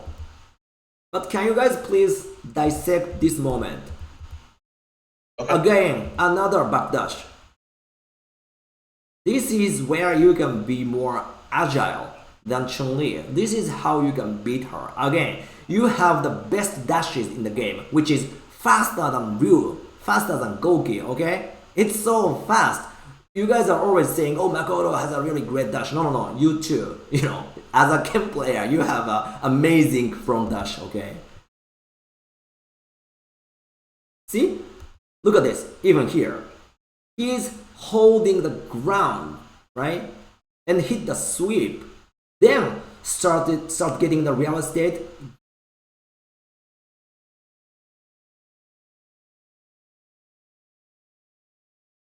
Yeah, I saw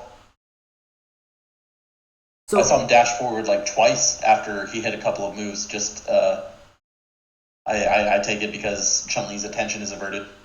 Yep. Let's go back to your point. But ultimately, he's opening up with sweep, right?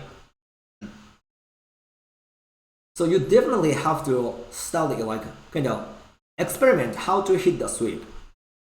And then also one more thing. This is an excellent play here. He did the double jump out, okay? After he got the corner in his back, he did the immediate jump out and then one more dash, one more jump. So I was talking about the effectiveness of reversal jump in the last episode, right? Reversal jump is also a very, very underestimated tool here. Look at this. Because he was reading, probably there is no way Chun-Li is gonna do the meaty, right? Because she doesn't have a meter. So there's basically no reason for her to go for meteor. So she was immediately jumping out and then one more jump, right? To just get off the corner. This is another situation where he was bugging out from the disadvantageous situation. You know why? Because there's no reason to stick with that. No freaking reason. He's too close. He needs to get out of there and reset to like this mid range where he can fight more effectively. Exactly. And then, by the way, that's why I liked how you are getting out of the corner somewhere. I forgot where it was, but I'm playing your match again with a faster speed. Where was that? I want to come back there. Yeah, over here, right? This is very subtle, but I love your instinct. So you are thrown to the corner, and then you hit the DP, but you are still in the corner because of the mistake. And then after this, right, in this disadvantageous moment, you did immediately super jump, right? Mm-hmm. This is what I call the awesome play, okay? This is again very subtle, right? Very subtle, but please get out of the disadvantageous situations because there's no reason to stay there, okay? Very subtle, but this is awesome, right? I can give you awesome to this small moment. Maybe next time you are on the show, I can give you more awesomes, right? For more awesomes next time. That's my goal. Yeah. Right. For okay. More maybe flash, like flashy, like maybe some fancy plays, right? But today I can give you awesome for this very small play, which I love. Okay, so yeah, some fanciness will come maybe next time. But this is how you should play this game. Don't take any shit when you don't need it. So go back to Deshken's play. I can't tell why he's using so many jab DPs, but I think one reason is in the closer range we analyzed. Basically, with normal tools, you can't compete, but in some situations, for instance, you have to come back, like this moment. You have to make some comeback here, right? And if that's the case, I think maybe you need to compete, therefore, right? Because he ate one more low forward, and therefore, he has to make something happen as opposed to do one more backdash. But to me, doing one more backdash is also an effective, to be honest, move. But he went for this one because if we look at the chart for the closer range, I didn't put DP in this matrix because that's not orthodox. You shouldn't do that, to be honest. But in theory, right? In theory, it can beat almost everything, right? It can beat almost all the way from Chun-Li. So that's why I think he was abusing lots of DPs, but I don't recommend to do that. You shouldn't do that. Especially I'll maybe worry about that later down the line. Exactly, yeah. Of course, you can maybe, kind of mess around with this idea, but, ultimately, I would say there are other options you want to implement first, right? Without having that understanding, probably your DP is going to be just, random DP, right? You're going to be... They are right now. right? People just say, oh, you're so random, right? Just like my play. So please don't do that, okay? And again, another backdash, even from this super advantageous moment, backdash. Do you think this is random backdash? Sometimes, some misinput? I don't think so. It's too good to be right? It's too good to be a mistake. We've already seen like 3 times. He was afraid of this scenario. Look at this. This, back cara throw. He really wanted to avoid this scenario. That's why he did backdash a lot. Yeah, I mean now he's losing. Yeah, Otherwise, he had like such a strong position. exactly. He can lose from this position, right? Yeah. Wow. Oh my God. Ricky Maro's option like offense is too good. So, but yet another backdash even after this. See, and nice great hit confirm, and then just close out the deal. Let's go to maybe one more match, and then let's close today's lesson. Just one more maybe match. But I think we already covered lots of things from just three games. Yeah, I have so much to work on, even from what we've just discussed, and applying my ground game before any offense. Make sure that I make them focus on it and worry about me there before any of my other tools explode. Right, but good thing is, as we can find, we could find, you have a really good, fundamental at this point. The only thing I might be able to give you is more, strategic view, right?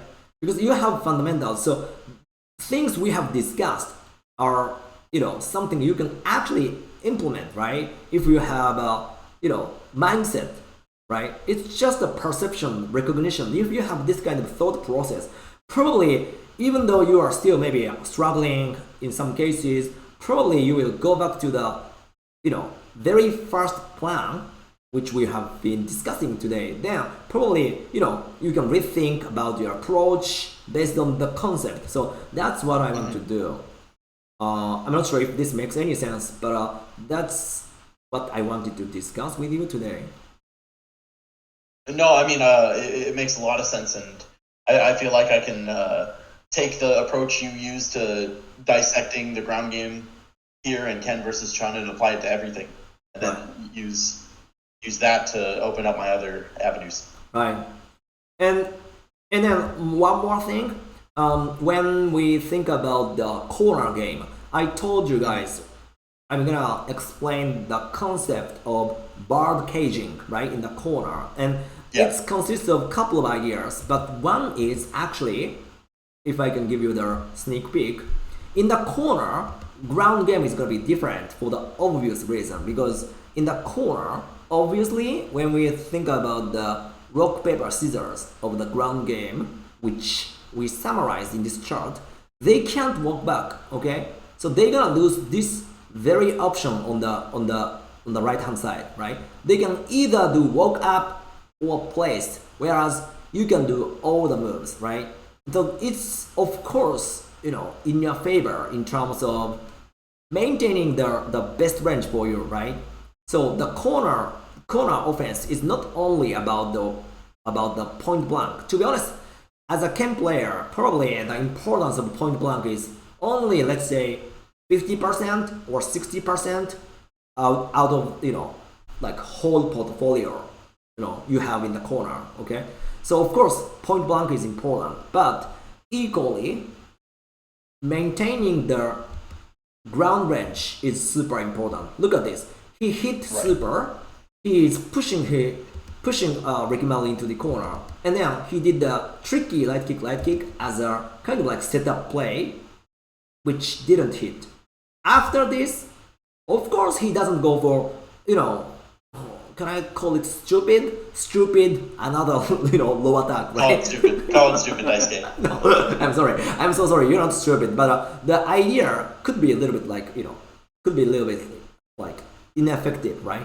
Yeah, it's just a disadvantageous choice. It doesn't make sense on paper. Right, and because of that, instead of like doing one more attack, he was basically letting his opponents do whatever they want to do, meaning backing out to the range while he was still inputting super, right? Look at this little suspicious sandbagging here. Definitely inputting super here.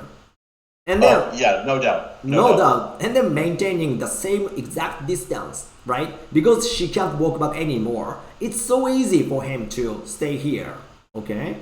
So that's how he's playing over here. Then, finally, after he backed out from this range, he placed his normal, because at this point Rikimaru was maybe a little bit relieved. Okay, now its range is a little far. Let me start walking and then let me start hitting the low forward. But by the time Rikimaru pressed the low forward, the placed low forward from Deshken was already there.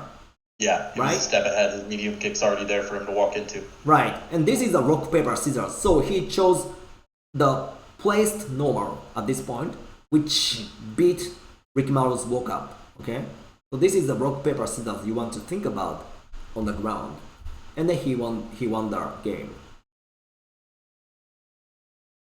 Alrighty, I think pretty much we have discussed so many things today. I really have gotten a lot out of this. I mean, even aside from like the whole big like philosophical ground game narrative, like I learned more about like the specifics with blocking jump ins and how they have more throw invincibility after the block stun ends, and I know never to do an immediate attack after someone blocks my jump in now because of that. Right? You have a great tool called Lua script and stuff, right? The era is advancing, so you can set up something maybe for your dummy, and then you can at least get the feeling of the timing, right? That is much better than the fastest attack, right? Which everybody is doing, and then right, and then probably over the course of your implementation, probably you will face some situations where you will be thrown, right, while you are trying to do delayed attack and stuff, because of course reversal throw is still kind of a strong move in this game, right? It's gonna beat your two delayed attacks and stuff, right? If you are in the throw range, probably you will a little bit struggle with how to actually utilize this idea. But when you face some issue, there is always a solution if you have a right understanding. So if you get thrown, let's try backdash and then punish them, because that means they are not doing delayed crouch take, right? They are doing basically reversal, mashing throw that you can beat with a backdash, right? And get a big punish. Yeah. So, but definitely not doing any of least effective moves in the disadvantageous situations, right? So today's lesson was kind of robust, but one of the key things I wanted to really emphasize is don't do stupid moves in the stupid situations, because you will come across so many unreasonable, absurd, stupid situations as long as you play third strike. Okay. Yeah. That's the nature of the game, and the good players are always avoiding to be in that kind of situation. Even when they are forced to be there, they are very creative about how to, escaping from that situation, right? Even Deshken was immediately jumped out from the corner as we watched, right? So don't focus on the fanciness of those top players. They are doing very subtle, small things, I think, at least to me. So let's take away from those plays as opposed to fancy double DPs, right? Not today, okay? It's gonna be maybe tomorrow, but not today. One step at a time. Yeah, absolutely. But I really feel like I got a lot out of this discussion, and I'm glad that I have a VOD to just go back and reference it if I'm ever having trouble while I'm working on it in the future. But I think these concepts are going to take me a little while to fully master, but it's a direction for me to go for now. So. Perfect. Sounds good. Again, I know like everybody is keeping it up these days, and then everybody is getting much better, in a much faster tempo than maybe before, right? And you have a really strong fundamentals, so yeah. And then let me know, if you come across like any like additional questions or any additional concerns or anything, right? Because we should discuss more, and then we should keep discussing, right? That's the whole purpose. Yeah, I won't hesitate. I'll make sure that I bring questions to you if I have them. It's just been a lot that we discussed today. Then I want to make sure I really hammer it home and make sure that my ground game gets worked on a little bit more. I guess one specific tip is like, let's say I encounter someone buffering low parries against my crouching heavy kicks, right? Mm-hmm. Would you consider that as an opportunity to maybe use one of my riskier tools, like dashing or jumping at someone there? Because I feel like if they're committing to that parry, they're focusing on the ground at that point, right? Mm-hmm. Right. Agreed. Agreed. Let's say like you are basically saying like those down parry moments, right? Mm-hmm. Yeah. Yeah, like during the mid range. Exactly. That's why dash is effective, right? Let's. I think you brought up a very good thing. So let's go back to that moment. I know the streaming is already over what 2.5 hours, right? I have to eat something, but And by the way, guys, thanks for watching, and then please give me any feedback. I'm really looking forward to hearing back from you guys. And also, as I said at the beginning, there are still more open slots to cover the rest of the curriculum in the season one. Sorry, Sunny, this is a promotional moment, so please bear with me, okay? Just 5 more seconds. Good stuff, man. Everyone follow right now. Go sub to the YouTube channel. All right. Thanks, Danny. So we have a curriculum in the season one, and we are still looking forward to having more, guests, more, good players, more, like eager players. So please reach out to me. There's an entry form for the show, and yeah, we're gonna try to keep this up. So please come join the show, and thanks for watching today. And before closing out, let's go back to your point, which is, I think we found that in the very first moment. So you are saying, like, let's say after you got some frame advantage here, right? Mm-hmm. Is that right? Yeah, I go for the sweep right away. Yeah, definitely. And then you said, like, how about doing dash throw, right? Mm-hmm. Definitely do that, okay? Definitely. And then if it's a little bit closer, even you can do the kara throw after woke up. Yeah, like let's say it was that one position where I was doing staggered shorts, like you mentioned. He can just low parry for free there, but that's going to lose out to kara back throw. Right, exactly. Okay, that's making a lot of sense. This the fact that this is an opportunity that I could have jumped or dashed. This is what the ground game's for, I guess. This is me making him focus on the ground game. Is him doing this parry? Correct, exactly. Then, and the next question would be, after dash, what should I do, right? And usually you can start with dash to kind of check if your opponents can react to your dash, right? So dash is very good. Dash throw is gonna be the first choice. Again, you have a faster dash than other shotos, which is kind of crazy to me. To be honest, this one frame difference is a big difference. When I have to fight against Cam, right? Like good Cam players like you, simple dash throw is very hard to manage, to be honest. And it's much slower when I fight against, Ryu or Goki, it's slower. Although they have a good kara throw and they have a different, tactics around that. But my point is dash throw is definitely super strong. Believe it or not, Makoto has the fastest dash, but yours is just one frame slower than her dash, which means, your dash is... Yeah, it's really, really strong. Yeah, crazy good, right. And then nobody can react to both dash throw and dash attack, right? So, and then also you have a very strong standing medium punch, which is 5 frame, which is 1 frame faster than Ryu and Goki's stand medium punch. So, and the 5... And I have market combo with it. Yeah, and 5 frame startup as a medium button is a really, really fast, in this game.